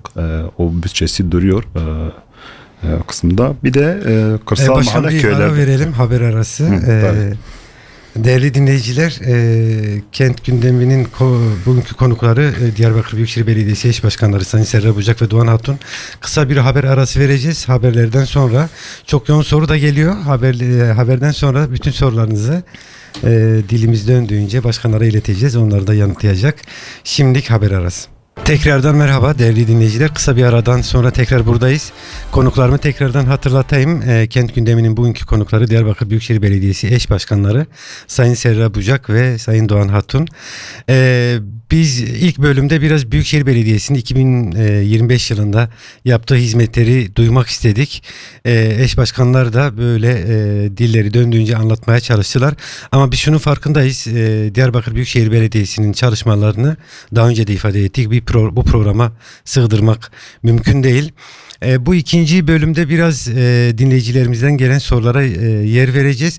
Öncesinde eklemek istediğiniz veya eksik kalan şeyler varsa bir iki cümleyle onları tamamlayabilirsiniz. Şöyle, yani 2025'te iki şey daha yaptık. Onları belki söylemedik. Bir tanesi Tekel Kavşağı'nda bir kütüphane, 140 kapasiteli bir kütüphanenin inşaatı bitmek üzere. İkincisi de maddeyle mücadele birimimiz bizim. 2025 yılında kurduğumuz bir birim. Yaklaşık 600 danışanı var. Biliyorsunuz bu çok can yakıcı bir sorun Evet. olarak karşımızda. Bu maddeyle mücadele birimimizin de yine mahallelerde daha küçük çaplı danışmanlık merkezlerinde kurmak gibi bir hedefi var 2026 için Büyükşehir Belediyesi Sosyal Hizmetleri. Evet. Belki birkaç cümleyle 2026'daki projelerden bahsederseniz varsa, yoksa sorulara geçelim. Proje aşamasında olan bir Şehitlik Mahallesi'nde bir spor kompleksimiz var. Biraz daha erişebilir bir spor kompleksi bütün vatandaşlar için. Çok detay çalışıyor. Çok kıymetli bir proje. Yakın zamanda projesini kamuoyuna da açıklarız. Bir de spor parklarımız var. Bu konuyla ilgili yine ilçe belediyeleriyle ortak planladığımız, biliyorsunuz ilçe belediyelerimizin belediye olma özelliğini bilen neredeyse kayımlar yitirme noktasına getirmişti. Birçok projelerini hayata geçirme konusunda yine ortak, birlikte dayanışarak çözmeye çalışıyoruz. Onlarla ilgili birkaç projemiz var. Bütün ilçelerimizle alakalı. Mandıra sistemimiz vardı. 5 kırsal ilçemiz, Büyükşehir Belediyesi, GAP Belediyeler Birliği ve Ticaret Sanayi Odası ile birlikte protokolünü imzaladığımız ve şu an inşaat çalışması devam eden bir çalışma var. Bu biraz daha üretime katkı sunacak, üretim alanlarında. Bir de bizim Sera projemiz var. Projesi bitti aslında. Birkaç tane teknik detay var, sorun olabilecek. Yani yer altındaki jeotermal suyunun doğru kullanımıyla ilgili arkadaşlarımız bu teknik meseleyi de çözdüklerinde jeotermal sera sistemini kuracağız. O da yine üretime dönük, hem üretim hem istihdama dönük, biraz da mevsimlik işçi problemine de cevap olabilecek bir iki. Ciddi bir ağaçlandırma çalışmalarımız var. Özellikle 17 ilçemizde meyve fidesi konusunda biraz daha kırsallarımızı ekonomik olarak güçlendirebilecek, kendi öz bütçesini oluşturabilecek kapsamda bir şey. Kırsal kalkınmanın çok ciddi çalışmaları var. Bir program sadece kırsal kalkınma konuşabiliriz. Çok detaya girmeyelim. Onu belki başka bir programda sizinle davet ederiz. Yani şu an aklımıza gelen şimdi, böyle. Evet, bittiyse sorularımıza geçelim. Şimdi ulaşma dair çok soru var. Biz buradan tekrar sayılabilecek soruları yöneltmeyeceğiz. Buradan dinleyicilerimizden özür dileyelim. Sorusunu iletmediğimiz dinleyicimiz olursa. Bir dinleyicimiz şöyle sormuş. Biz eş başkanlarımızın halk ve esnaf ziyaretlerini yetersiz buluyoruz. Zaman zaman bunu yapıyorlar. Bunlar elbette çok kıymetli. Ancak bunları artırmayı düşünüyorlar mı? Ve bu ziyaretleri gerçekleştirirken yani böyle bu ziyaretler şekilsel mi yoksa gerçekten samimi bir ziyaret mi diye sormuş. Bence çok güzel bir soru. Evet. Ama hani henüz şekilsel olmadığı yansımamışsa bizim de öz eleştiri vermemiz gereken bir mesele var burada. Çünkü bizim de en öncelikli meselemiz asla ve kata şekilsel buluşmaları yapmayacağımızdır. Yani bunu bence 2 yılın sonunda çok gönül rahatlığıyla söyleyebiliriz. Diyarbakır Büyükşehir Belediyesi, eş başkanları, seçilmiş meclis üyeleri, daimi encümenleri, eş sözcüleri gerçekten o sahada kentin 4 merkezinde ve köylerinde, kırsalında, halk buluşmalarında, esnaf ziyaretlerinde şekilsel hiçbir şey yapmamaya çok büyük özen gösteriyoruz. Ve bizim için her esnaf ziyareti bir aynı zamanda yapılması gereken ödevler listesi. Bu sebeple ne yapmaktan geri duruyoruz? Hani belki az gelebilir halkımız açısından ki soruda da öyle ifade edilmiş. Yapıyorlar ama eksiktir. Doğru. Biz her hafta neredeyse bir yere esnaf ziyareti yapmak istiyoruz. Mesela bunu yapmadığımız hafta ikinci haftaya sarktığında biz hemen halkla ilişkiler birimimizi, özel kalemimizi, birlikte çalıştığımız arkadaşları biz burayı boş bıraktık, eksik bıraktık diyoruz. Bu hani bizim hiçbir zaman ufkumuzdan çıkmıyor. Çünkü bu halk temasının, toplum temasının ne kadar önemli bir şey olduğunu biliyoruz. Ama aynı zamanda bu toplum teması bize bazı görevler de yüklüyor. Biz orada tam da o sebeple şekilsel dolaşmıyoruz. O bir seçim çalışması değil. Tam da o sebeple aldığımız notları, eleştirileri düzeltmek için yoğun bir biçimde bir hafta boyunca ekiplerimizi o sahalara gönderiyoruz. Yani hangi sahaya gitmişsek o sahadaki altyapı sorunundan, diski kanalizasyon sorunundan, esnafın aydınlatma sorununa kadar. Tabii bunların hepsi hemen her hafta, bir sonraki hafta belki gerçekleşmiyor ama planlamaya alıyoruz. Bizim için çok ufuk açıcı, yol açıcı bir şey yani. Planlamamıza alıp muhakkak bu sahada bize önerilen şeyler vardı ve yapmak istiyoruz diyoruz. Bu konuda çok güzel bir soruydu. Ben teşekkür ediyorum. Gerçekten bence halk çalışması şekilsel olamayacak kadar gerçek, kıymetli, önemli ve gerçekten bu halkın yerel yönetimlerden tutalım siyasette var olması ile birlikte bu önemli bir mücadele hattıdır. O yüzden burada Kesinlikle. şekle yer yoktur. Hakikaten öze yer vardır. Bu soru için de yani çok teşekkür ediyorum. Evet. Kıymetli buluyorum. Bundan sonra bu ziyaretler artacaktır. Evet. Cevaptan şunu anlıyoruz. Evet. İmar veya kentsel dönüşüme dair birkaç soru var. Sadece bir tanesini soracağım. Çünkü benzer sorular. Merhaba, başkanlarımıza başarılar diliyorum. Dört gözle kendi belediyemizi bekliyorduk. Çok mağduruz. Bizim sıkıntımız şu. Mevlana Halit Mahallesi sakiniz. Cezevi üst köşe. Binamız depremde ağır hasar aldı ve sonradan ekiplerce yıkıldı. Kendi imkanlarımızla bir müteahhit ile anlaşıp binamızı yeniden yapmak istiyoruz. Fakat yeni imar planına göre arsamızın bir kısmı sokak arası yol olarak belirlenmiş. Bu sebeple binamızı yapamıyoruz. Kendi belediyemizden bir çözüm bekliyoruz. Bu imar planına esnetip yapı izni verilmesini talep ediyoruz. Bir çözümleri var mı? Ne kadar bekleyeceğiz? Saygılar demiş dinleyicimiz. Ben cevap vereyim.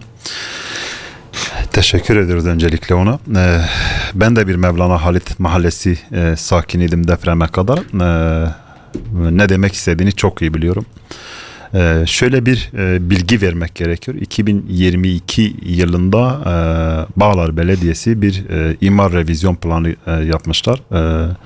Kamuoyunun da çok duymadığı bir şekilde bir revizyonla orada bir mevcut yapılaşmayla birlikte bir plan düzenlemesi yapmışlar ama şöyle bir sorun, planlama yaparken mesela yolun genişliğini, şunu bunu ölçülerini belirlerken mevcut evin yolun ortasında bu deprem öncesi bu arada Evet. kalabilme meselelerini çok detay yapmamışlar. Yani revizyonu yüzeysel yapmışlar. Harita üzerinden yapmışlar ama pratik ölçüm harita bilgisiyle sokağa indiğinizde normalde şu an o plan uygulanırsa birçok evin yolun ortasında kaldığı ortada. Ve bu plan revizyonu da bakanlık tarafından onaylanmış bir revizyon. Maalesef Mevlana Halit Mahallesi ve Şeyh Şamil Mahallesi depremde en çok ağır hasar ve hatta yıkılan binaların da olduğu bir mahalle. Oradaki mevcut yapıların tapu durumu hepsi arsa tapusu. Bir binanın mülkiyet ve ruhsat durumları söz konusu değil. Mevcut planlanan bir şey ki biliyorsun o iki mahalle de aslında 80 darbesi sonrası ve 90'lı yılların o büyük göç dönemlerinde apar topar yapılan mahalleler, oluşan mahalleler pardon düzeltiyorum. Mevcut imar durumunda sadece ne Bağlar Belediyesi ne Büyükşehir Belediyesi'nin tek başına yetki ve karar durumu söz konusu değil. Evet. Bakanlık tarafından bir düzenlenme gerekiyor. Konuyla ilgili hem Bağlar Belediyesi hem bizler bu konuyla ilgili bakanlıklar düzeyinde mevcut yaşanan sorunla ilgili resmi yazışmalarımızı yapmışız. Maalesef Kayapınar'da ve huzurevleri bölgelerinde Yenişehir'de depremden sonra yeniden binasını yapmak isteyen sakinler mevcut planda bir esneklik yaptık. Ama Bağlar'ın bir bütünü bu konuda sorun olduğu için geçen de biz Emek Caddesi'nde esnaf ziyareti yaptığında o mahallenin bir bütünü aynı sorunu yaşadığı için böyle bir gerçeklik var.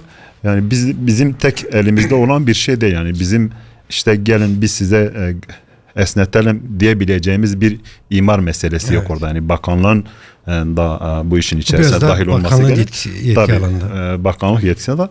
Bir de bu depremde bazı ağır hasarlı yapılar da konu açılmışken değineyim.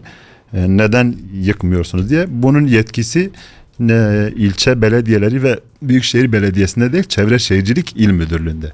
Şu an bir bütünün metruklaştırılmış, bazılarında işte uyuşturucu kullanım alanlarına dönüşmüş ve mahalleliği aşırı derecede toplumsal açıdan rahatsız eden meselelere dönüşmüş. Bunun bütün yetkileri Çevre Şehircilik İl Müdürlüğü'nde. Onu da bir bilgi olarak söyleyelim. Evet. Durum böyle. Peki. Düzenlediğiniz kent gündemi etkinliği için teşekkürlerimi ve sevgilerimi sunuyorum demiş dinleyicimiz. Birçok alanda büyük çabalar harcıyorsunuz. Tabii bu çalışmalarınızın hepsi halk içindir. Bunun için de ayrı ayrı teşekkür ederim. Ben kendim seyyar satıcıyım. Simit ve ayranla geçimimi sağlıyorum. Ama bu konuda belediye çalışanları olan zabıta arkadaşlar 1 Ekim'den bu yana Ulu Cami Meydanı'nda Sur Kültür Yolu etkinliği ve belediyemize Vali Bey'in sürekli yazı gönderip seyyar satıcıları kaldırmalarını söylemiş. Bu konuda Büyükşehir Zabıta Müdürü gelip durumu birçok seyyar satıcı arkadaşa iletti ve kısa süreli olacağını ve simit ve şerbetçiler için bir çalışma yapacaklarını dile getirdiler.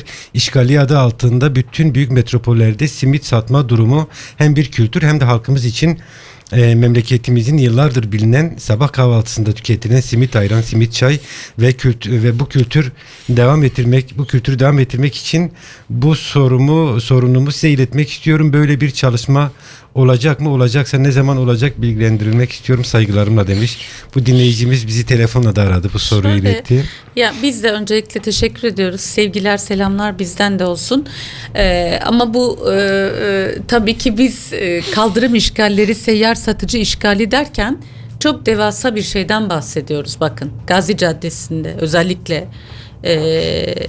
Gazi Caddesi'nden başlayıp Mardin Kapı'ya kadar giden tüm güzergah boyunca yine Melikahmet'i de elbette kısmen kapsıyor ama yoğunlukta Gazi Caddesi'nden Kervansaray'a kadar. Bilenler bilir, geçen sene belki bu kadar çok yoktu ama bir yandan mevcut mağazalar, dükkanlar, sur esnafı kendi sarı alanını, sarı çizgisini taşırıyor. Yani bütün ürünlerini neredeyse kaldırımın yarısından fazlasını işgal edecek noktada ürünlerini taşıyor. Yahut eğer bir ciğerci ise, lokantaysa sedirini taşıyor, masasını taşıyor. Bu sürdürülebilir bir durum değil. Gerçekten Suriçi gerek yerel halkın gerekse dışarıdan kentimizi ziyarete gelen insanların uğrak yeri, merak ettiği bir yer, tarihi kültürel mirasımızın olduğu bir yer. Dolayısıyla bu alanda biz bu kadar keşmekeşe, hele bizim dönemimizde bu kadar artmış olan bu keşmekeşe izin veremeyiz. Doğru, bizim zabıta dairemiz, Sur Belediye'mizin zabıta birimleri Ekim ayından beri bunu peyderpey anlatma yoluyla ifade ediyor. Yani dükkan sahiplerine ifade ettiğimizde diyorlar ki önce seyyar satıcıları kaldırın. Yani bu çok net bilinsin. Seyyar satıcıları kaldırmaya kalktığımızda başka bir problem açığa çıkıyor. Şimdi bu dünyanın hiçbir yerinde böyle kabul edilemez. Elbette dünyanın birçok yerinde, Türkiye'nin pek çok kentinde, sokakta bazı gastronomik faaliyetler, sokakta yemek yeme kültürü kısmen yapılabilir. Kısmen ürünlerin kaldırıma çıktığı ve sergilendiği alanlar olabilir. Ama bizim Suriçi'ndeki durumumuz bu kısmi meseleyi aşmış durumda. Evet. Bunu bütün halkımız söylüyor. Biz söylemiyoruz.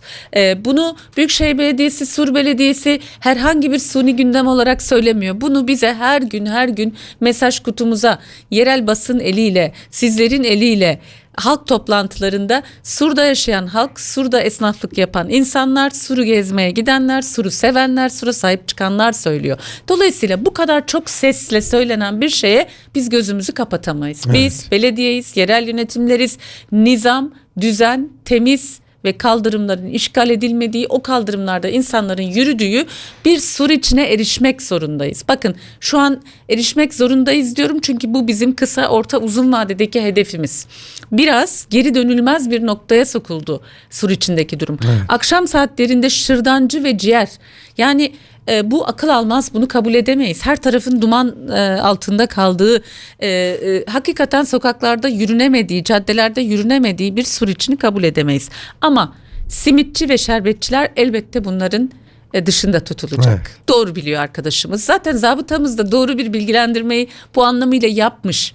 Demiş ki biz buraları bir temizleyelim, bir düzene sokalım. Herkes kendi sınırını, kendi çizgisini bilsin. Halkımız, yaya insan burada yürüyebilsin.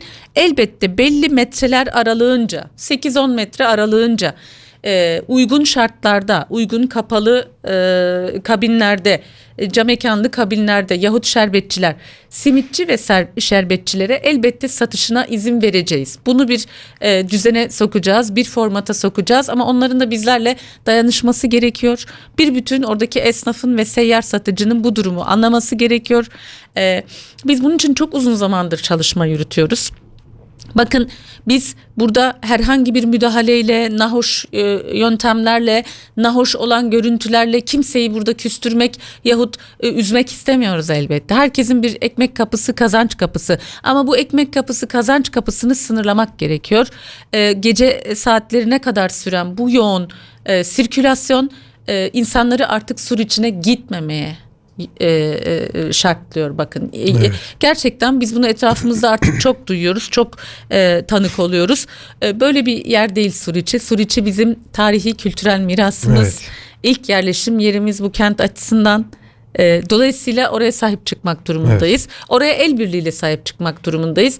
Duyarlılık istiyoruz, destek istiyoruz ve bu konudaki kararlılığımızı da ifade etmek istiyoruz. Dinleyicimiz o zaman şunu söyleyelim. Simitçiler ve şerbetçiler bu bahsettiğiniz uygulamanın dışında olacak. Onlar için yeni bir belli aralıklarla, belli metrelerde erişilebilir. bir planlama yapalım. Orada da çok yoğun bir simitçi ve şerbetçi esnafımızı tabii ki konumlandıramayız ama onlar bunu biliyor zaten. Peki.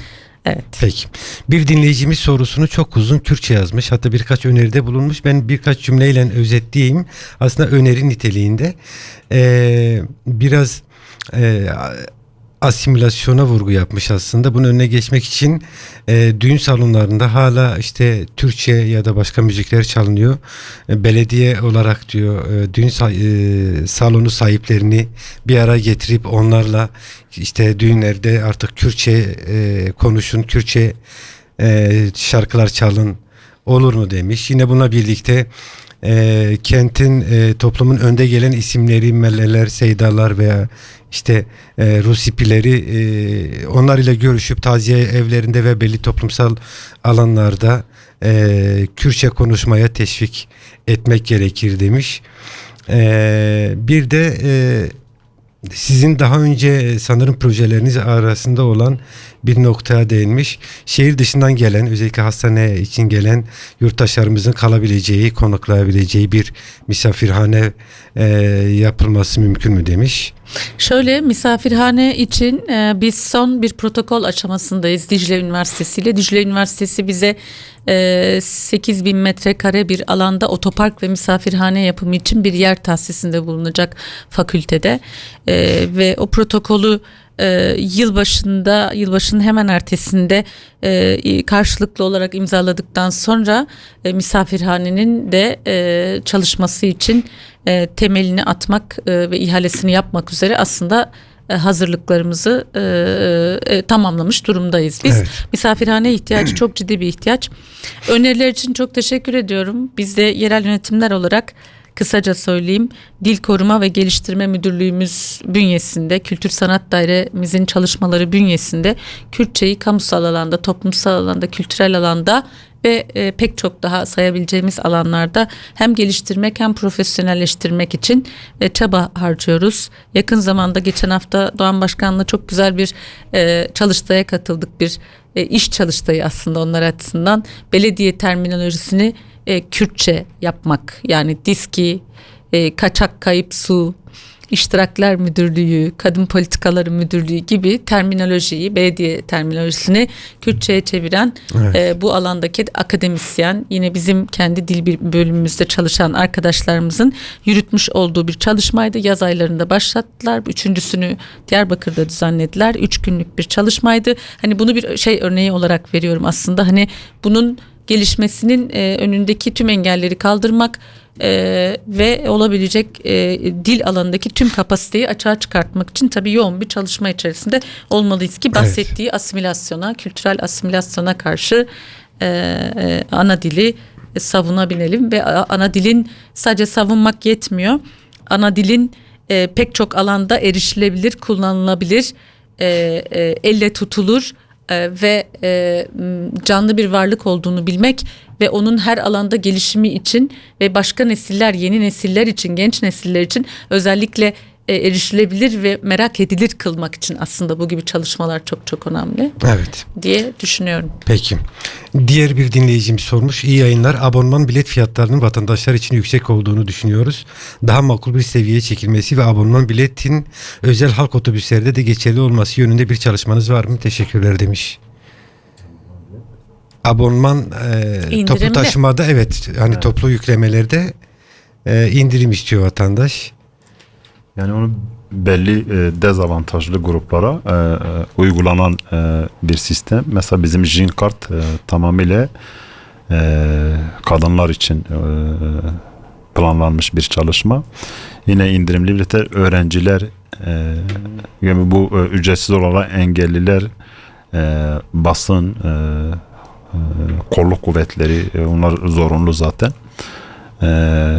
İndirimler de paket olarak alanlar ve öğrenciler için geçerli.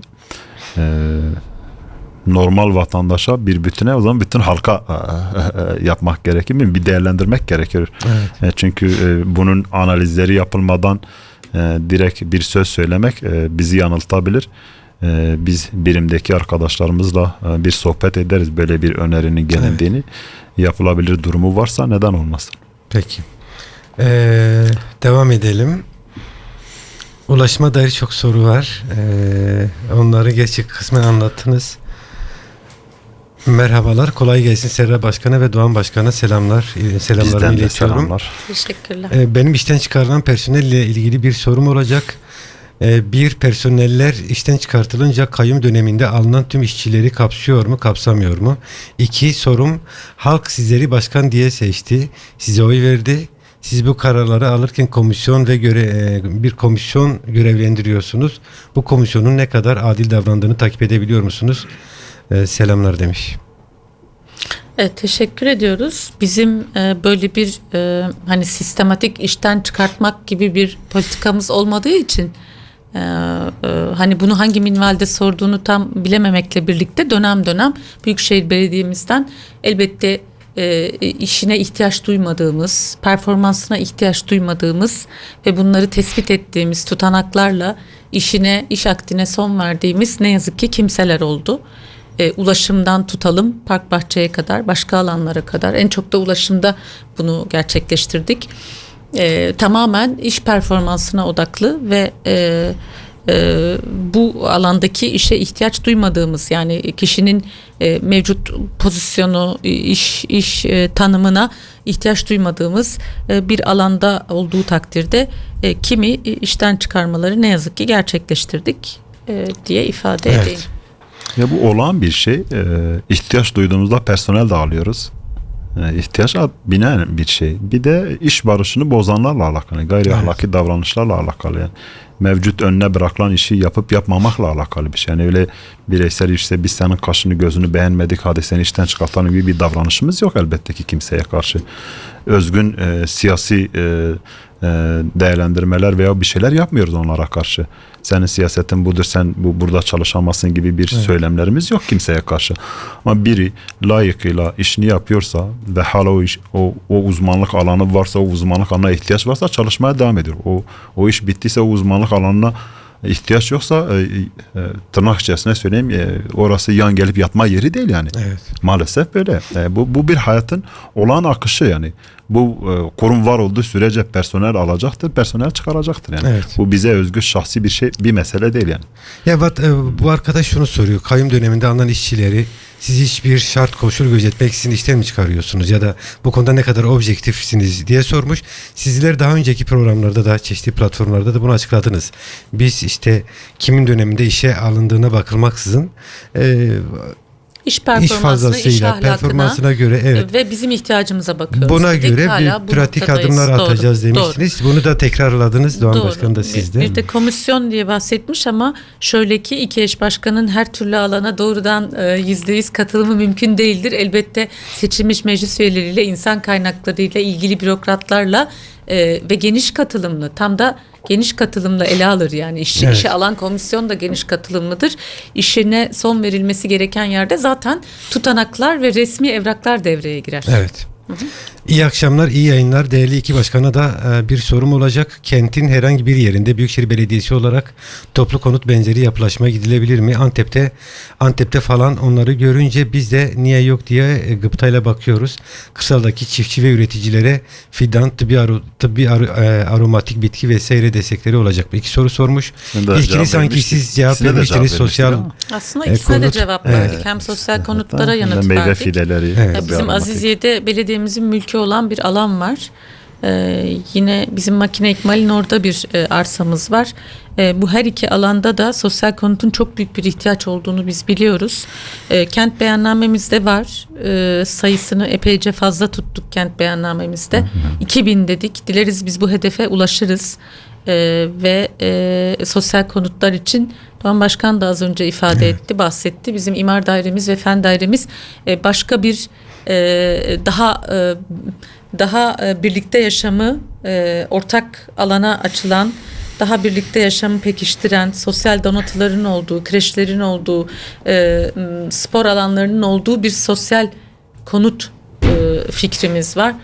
Bu sosyal konutta tabii ki insanlara konut edindirme, satış üzerinden değil, kiralama üzerinden yapılabilecek bir çalışma. Evet. Pek çok kentte güzel uygulamaları var. Bizim dışımızda, bizden ziyade Avrupa'da çok güzel uygulamaları var. Onları da her gittiğimizde, her gördüğümüzde inceliyoruz. Biraz oradan da alınmış bir fikirdi. Başkaca illerden ve ülkelerden. Bununla ilgili imar dairemiz ve fen dairemiz çalışıyor. Yakın zamanda biz 2026'da muhakkak bu çalışmanın da temelini atacağımızı biliyoruz ve söylemek istiyoruz. Peki. Bir aromatikle ilgili de bir şey söylemiştik. Tabii, Biz zaten buyurun. onun tesis temelini attık ve ilk fidelerini mevsim koşullarına uygun olanları diktik. Bir kısmını da baharda dikeceğiz. Biraz da bu kuraklıkla mücadele edebilmek için de tercih ettiğimiz iklim koşullarına uygun bitkiler.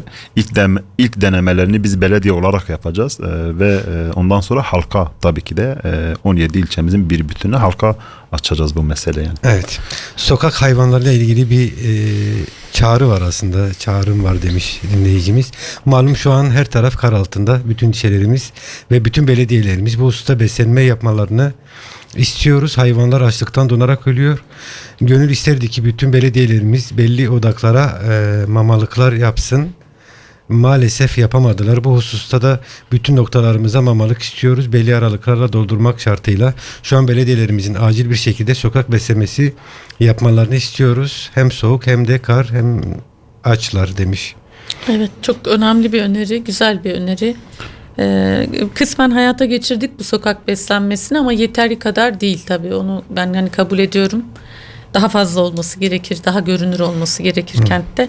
Daha erişilebilir olması için sokak hayvanları açısından. Bunu dikkate alacağız, bu öneriyi. Teşekkür Peki. ederiz. Diyarbakır'da yüzlerce spor alanı var. Basketbol sahaları mesela.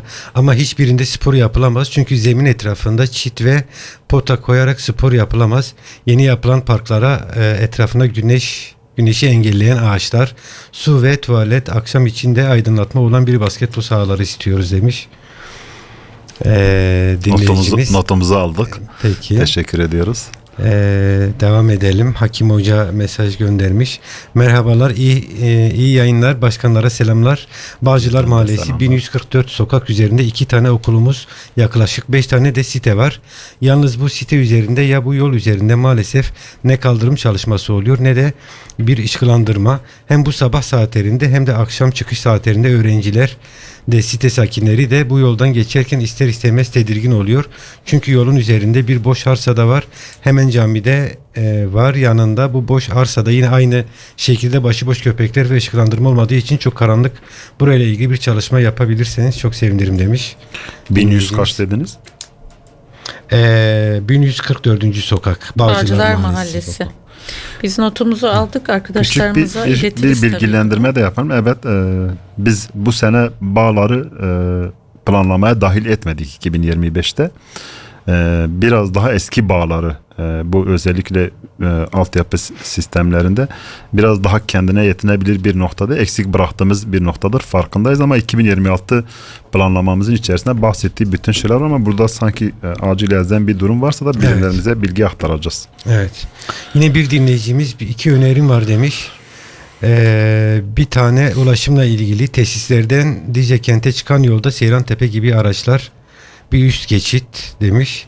İkinci önerim de Anzele'de boşa akan suyu açık bir şekilde Postane Dağ Kapı'dan Fiskaya şelalesine dökülmesi demiş. Mümkün mü bilmiyorum ama. Böyle bir şey yok. Şöyle diyeyim Anzele için. Anzele suyu yani o Kasım Park'la birlikte UNESCO Dünya Kültür Mirası listesine girme aşamasında oradaki suyun büyük bir park olabilecek. Yani bu kamulaştırılan yapıların da o parka dahil edilebilecek bir teminat verilmiş UNESCO'ya. Yani oradaki suyu Fiska'ya götürme durumu söz konusu değil. Evet, teknik olarak çok zor bir şey. Daha önce yani bazı kaynaklar diyor oradan giden bir su Fiska'ya gidiyor ama mevcut koşullarda değil, çünkü UNESCO'ya böyle bir teminat verilmiş. Evet. Bu koşulun yerine getirilmesi gerekiyor. Aksi takdirde miras listesinde kalma durumu riske düşüyor. Birçok halk biraz bu konuda belki yeteri bilgilendirme yapamamışız. Bu bizim eksikliğimiz elbette ki de. Arkadaşın öz itibariyle de fikri güzel. O suyun oradan gitmesi gerçekten kente bir şey katar, hemfikiriz ama resmiyet maalesef böyle bir şeye izin vermiyor. Kürtçenin Kurmancı ve Zazaki lehçelerinde eğitim kursları olacak mı? Gençlerin uyuşturucu maddeden uzaklaştırmak için belediye sosyal çalışmaları adı altında gençlere mesleki eğitim zemini hazırlayabilir misiniz? Veya milli eğitim sistemine teşvik edebilir misiniz? Özellikle Kürtçe etkinliklere, Kürtçe müzik, konserler, tiyatro, kitap fuarları ve Kürt kültür ve tarihiyle ilgili yoğunluk verebilir misiniz demiş. Bağımsızlık ve özgürlük anlayışıyla bölge belediyeleri iletişim halinde olup bu tarz çalışmaları hazırlayabilir misiniz demiş. Tabii yani çok yapısal ve önemli öneriler bunların hepsi. Biz Kültür Sanat Dairemiz bünyesinde bahsettiği hem yabancı dil kurslarını hem Kurmancı, Zazaki ve farklı lehçelerdeki kursları hem Ermenice, Süryanice kursları talep oldukça açmaya çalışıyoruz, sürdürüyoruz başladığımızdan beri. Ve bu alanda özellikle Kurmancı, Zazaki ve diğer lehçeleri de geliştirmek için az önce bahsettiğimiz çalışmaları yürütüyoruz. Terminolojiden tutalım farklı alanlara kadar. Yine tabii hani gençlerin madde ve uyuşturucu kullanımından uzak tutmanın çok çeşitli yolları var. Çok çeşitli yapısal sıkışıklıkları var. Bunu yerel yönetim olarak tek başımıza çözmemizin her zaman mümkünatı yok. Bunu biliyoruz, bunu görüyoruz. Bu sahanın realitesiyle uyuşmuyor. Eğitim ve istihdam politikaları, bunun gelişmesi lazım. Eğitim ve istihdam politikaların gençlere güven vermesi lazım. Ama bununla birlikte eğitim ve istihdama erişebilen gencin, evet yani şunu diyemeyiz, eğitim ve istihdamın tam olduğu ülkelerde uyuşturucu sorunu yok. Elbette var. Gençlerin ortamlarda birbirleriyle birlikte çeşitli motivasyonlarla bu kullanım içerisine girdiklerini biliyoruz. Bunu önlemenin yolu başta eğitim, istihdam ve meslek kursları doğru buluyoruz. Biz de bunu çok doğru buluyoruz. Bu sebeple yerinde üretimi, yerelden üretimi, işte bu mandıra projelerini, kooperatif projelerini, istihdam projelerini, meslek projelerini çok önemsiyoruz. Evet. Bu kentteki OSEB'den tutalım DTS'ye kadar iş dünyasındaki tüm yapılarla da ortaklaşmayı istiyoruz. Evet. Beraber çalışabilmeyi istiyoruz. Ama bu tek başına bir politika olamaz. Muhakkak kültür, sanat, spor gençleri bu manada uyuşturucudan, maddeden, alkolden, başkaca bağımlılıklardan uzak tutacaktır. Ama bütünlüklü bir politika gerekir. Ama en önemlisi bizim coğrafyamızda çatışmanın bitmesi gerekir. Kürt sorununda çözüm gerekir. Nereden buraya bağladık? Çünkü bir ülkedeki istikrar, bir ülkedeki yapısal düzenlemeler, eğitimden tutalım ekonomiye kadar, istihdama kadar, kültür sanat politikalarına kadar, bunların hepsi aynı zamanda yapısal sorunların çözümüyle mümkündür. Bu Kürt sorunu en önemli sorunlardan bir tanesidir bu ülkede ve bizim kentimizde çok önemli derecede ilgilendiren, doğrudan ilgilendiren bir sorundur.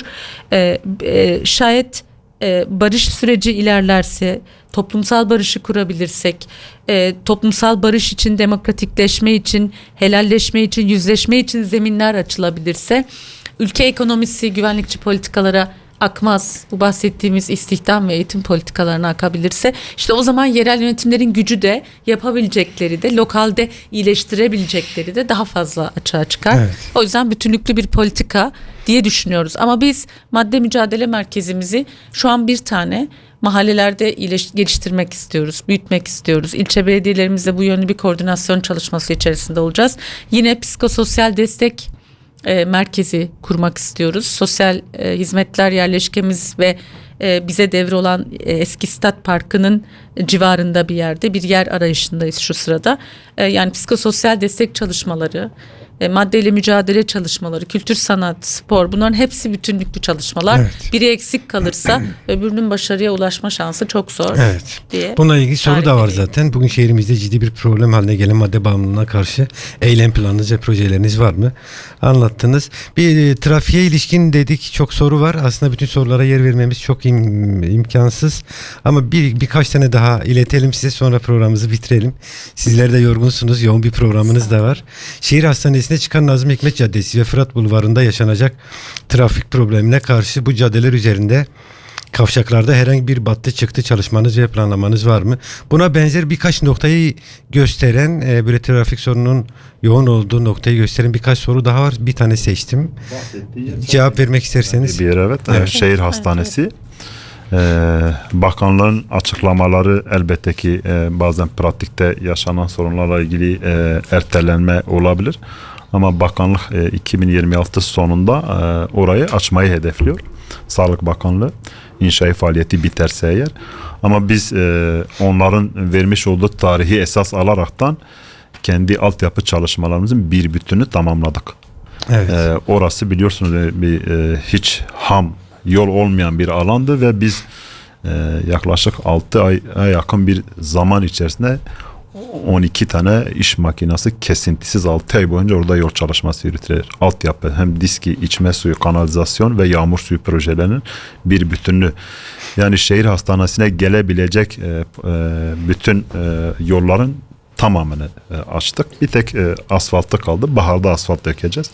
Aslında biraz da o büyük iş makineleri hala içeriye gir çık yaptığı için asfalt kısmını bir sonraki yıla erteledik. Çünkü yaşam alanı olmadığı için.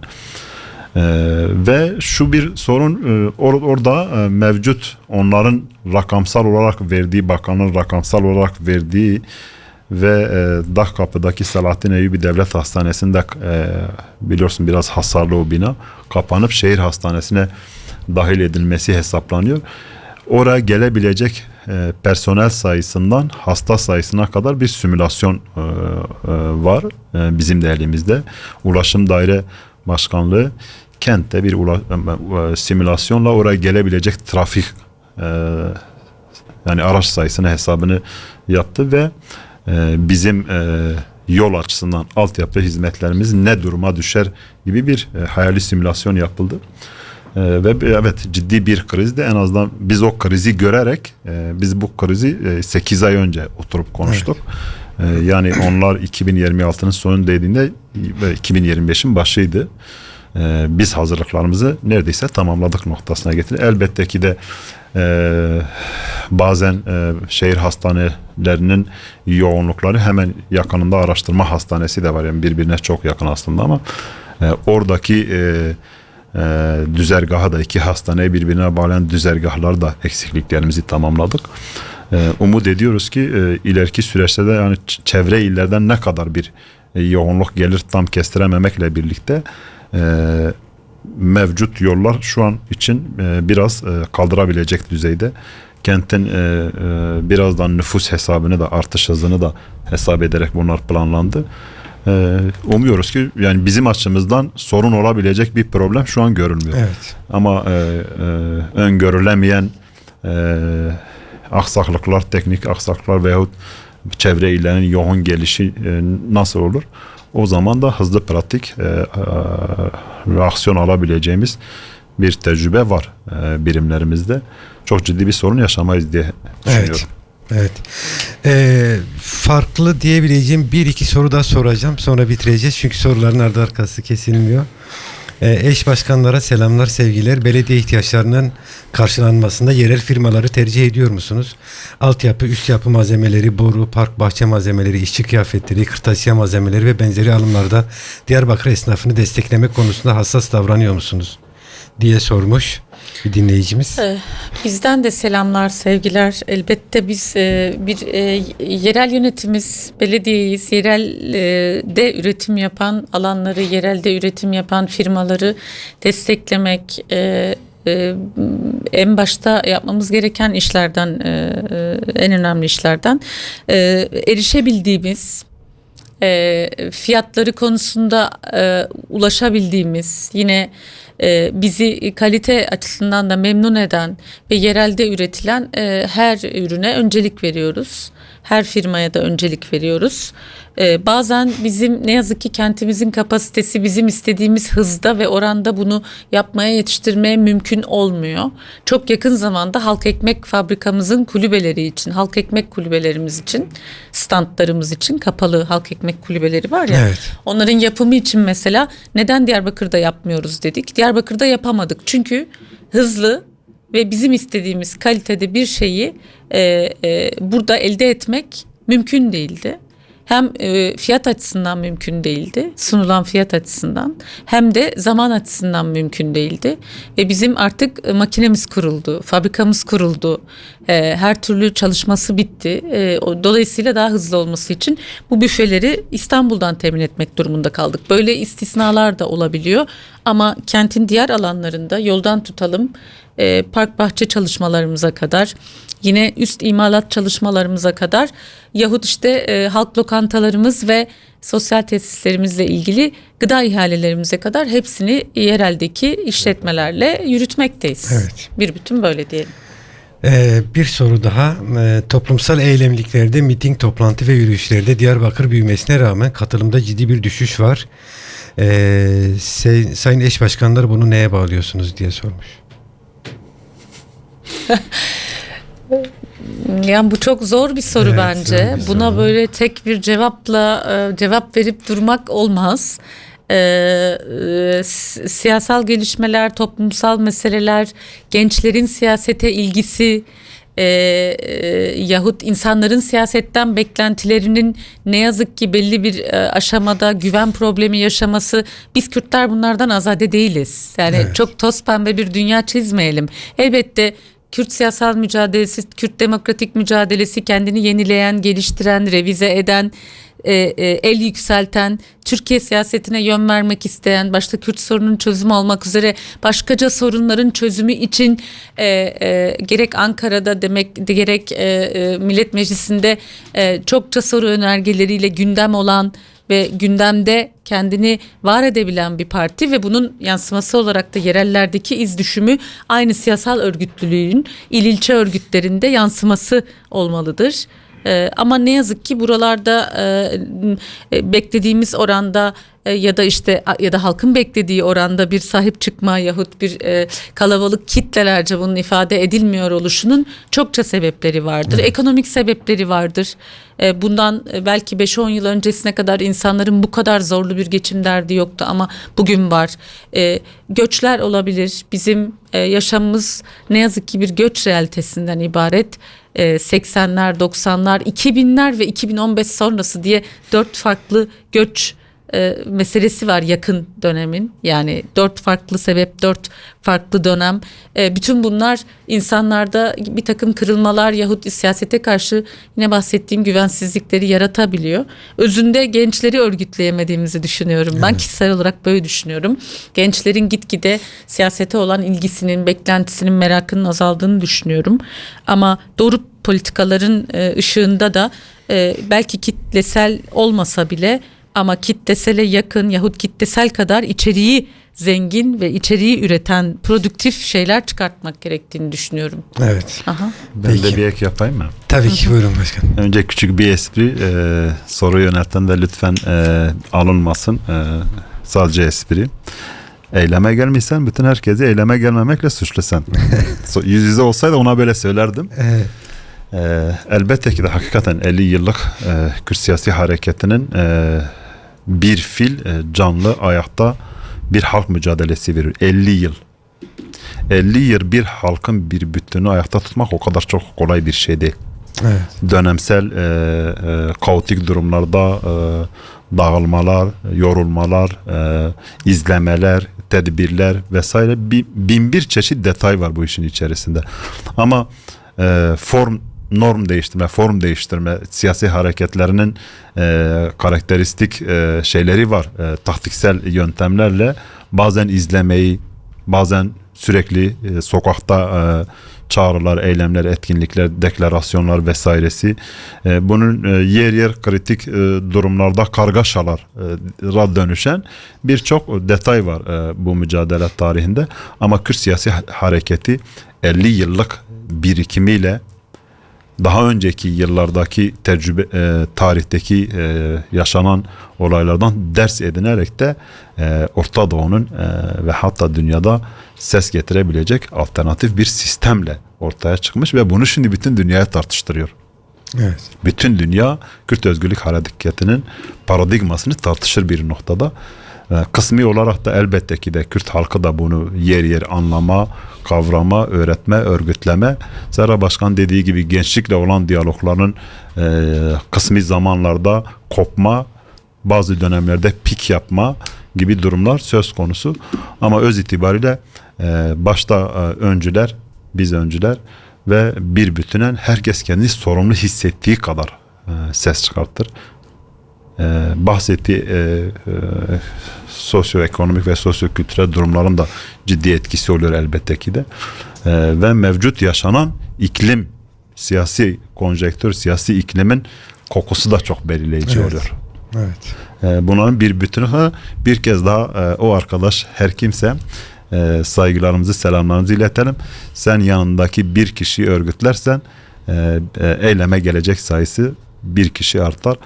Bu iş böyledir. Herkes kendi yakınındaki çevresiyle, hitap ettiği kitleyle, eşi, dostu, akrabası kimse onları örgütleyerek bir bütün toplum bu şekilde örgütleniyor. Evet. Elbette ki son zamanlarda geçmişe 90'lı yıllara ve 2000'in başlarına göre kitlesel eylemlikler Türkiye genelinde biraz daha özellikle devletin müdahale etme şekilleriyle de şekillenen bir noktada değişmiş olsa da özgür ifadesini özellikle seçimlerde çok net belirleyen bir kitledir. Bazen korku, bazen kaygı, bazen cesur olma ruh halleri insanların davranış şekillerini belirleyici bir noktaya getiriyor elbette ki de. Peki. Değerli dinleyiciler, kent gündeminin sonuna geldik. Şunu hep yaşıyoruz. Biz Diyarbakır Büyükşehir Belediyesi eş başkanlarını konuk almayı planlarken, karar verirken sorular günler öncesinden gelir ve yüzlerce soru gelir. Buradan sorusunu iletemediğimiz dinleyicilerimizden özür dileyelim. Biz bütün bu soruların tamamını kıymetli buluyoruz. Eş başkanlarına öyle yaklaştığını biliyor. Çünkü bu soruları yöneltenler kendi iradelerine, kendi belediyelerine sahip çıkıyorlar. Bunun bir göstergesi. Bu öneriler bunu gösteriyor. Bu sahiplenme bunu gösteriyor. Buradan tekrardan dinleyicilerimizden özür dileyelim, sorusunu iletemediğimiz dinleyicilerimizden. Son olarak 4 Ocak'ta İstasyon Meydanı'nda Umut ve Özgürlük mitingi yapılacak. Bu mitinge dair varsa söyleyeceğiniz alalım ve programımızı bitirelim. Evet, biz de buradan tüm dinleyicilerimize, herkese öncelikle bizi dinledikleri için çok teşekkür ediyoruz. 2 saate yakındır birlikteyiz onlarla. Değerli, kıymetli soruları için çok teşekkür ediyoruz. Yarın 2025 bizden ayrılıyor. Yeni bir yıl başlıyor. Bu yeni yılın tüm Diyarbakır halkı için bölgedeki tüm komşu halklarımız için, kentlerimiz için, birlikte yaşadığımız farklı halklar için, tüm herkes için umut ve barış getirmesini, sağlık ve huzur getirmesini istiyoruz.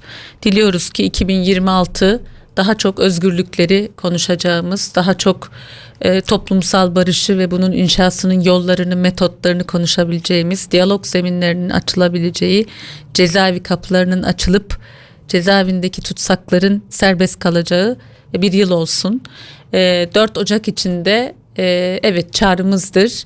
4 Ocak Pazar günü İstasyon Meydanı'nda tam da bu bahsettiğimiz talepleri, barışa, özgürlüğe giden talepleri hep birlikte sesimizi yükselterek, taleplerimizi yükselterek ve diyalog zeminini, müzakere zeminini aradığımızı ve bu zemin için hazırlık olduğumuzu ifade ederek buluşalım diyoruz. Bütün halkımızı, Diyarbakır halkını, demokrasi ve özgürlüklerden yana olan tüm herkesi ve aynı zamanda komşu kentlerimizi, bu sadece bir Diyarbakır mitingi değildir. Evet. Aynı zamanda komşu kentlerimizi de hava şartlarının kötü olmasına rağmen kentimize davet ediyoruz. Bu mitinge sahip çıkmaya, alanlarda olmaya ve Türkiye'nin çok önemli bir sorunu olan Kürt sorununda demokratik, barışçıl ve eşit bir yolu, yöntemi, çözümü hep birlikte savunmaya, irademizi orada açıkça ifade etmeye davet ediyoruz. Diliyoruz ki bu yeni yıl 2026 tüm halklar açısından ve bizim açımızdan, Kürt halkı açısından, mücadele edenler açısından, kadınlar açısından, gençler, çocuklar açısından, toplumun her kesimi açısından çok daha umut dolu, umut verici bir yıl olur diyeyim. Çok teşekkür ederim. Peki, çok teşekkürler. Doğan Başkan. Ben de öncelikle 2026 yılının başta Kürt halkına ve bütün halklara eşit, adil ve barış içerisinde bütün insanların rengiyle, diliyle, kültürüyle özgür yaşayabileceği sonsuz yıllar getirmesini umut ediyorum. Ve 4 Ocak 2026 Umut ve Özgürlük mitinde başta Kürt Halk Önderi Sayın Abdullah Öcalan ve siyasi tutsakların umut hakkının uygulanabilirliği ve mevcut yaşanan barış sürecinin de bir çözüm anahtarının olduğunu bilerekten başta kendi halkımız Kürt halkı adına ve bütün halkların eşit, adil ve özgür bir daha hiçbir şekilde savaşın, kanın dökülmediği bu coğrafyanın umudunu yeşertecek bir gündür bizler için. O yüzden bütün halkların bu mitinge ortak bir ses vermesi gerekiyor. Hepimizin 4 Ocak'ta çevre illerdeki halkımızın da, Ahmet halkının da 4 Ocak günü istasyon meydanında bu talebi birlikte bütün dünyaya yankılanacak bir şekilde bir ses vermeye davet ediyoruz. Ahmetli ben davaya, Azadili ben de Ahmet davaya. Peki, çok teşekkürler. Değerli dinleyiciler, Kent Gündemi'nin sonuna geldik. Diyarbakır Büyükşehir Belediyesi eş başkanları Sayın Serra Bucak ve Doğan Hatun konuğumuz oldu. Biz Sayın eş başkanlarla Büyükşehir Belediyesi'nin 2025 yılındaki çalışmalarını konuştuk. Elbette sığmadı bu programa. Yine bununla birlikte 2006'nın planlamalarını ve projelerini konuştuk. Bununla birlikte sizlerden gelen çok değerli sorulara cevap olmaya çalıştılar. Çok teşekkür ediyoruz kendilerine bizi kırmayıp geldikleri için. Biz Kent Gündemi'ni burada sonlandırıyoruz. Bir dahaki Kent Gündemi'nde görüşmek üzere. Hoşça kalın.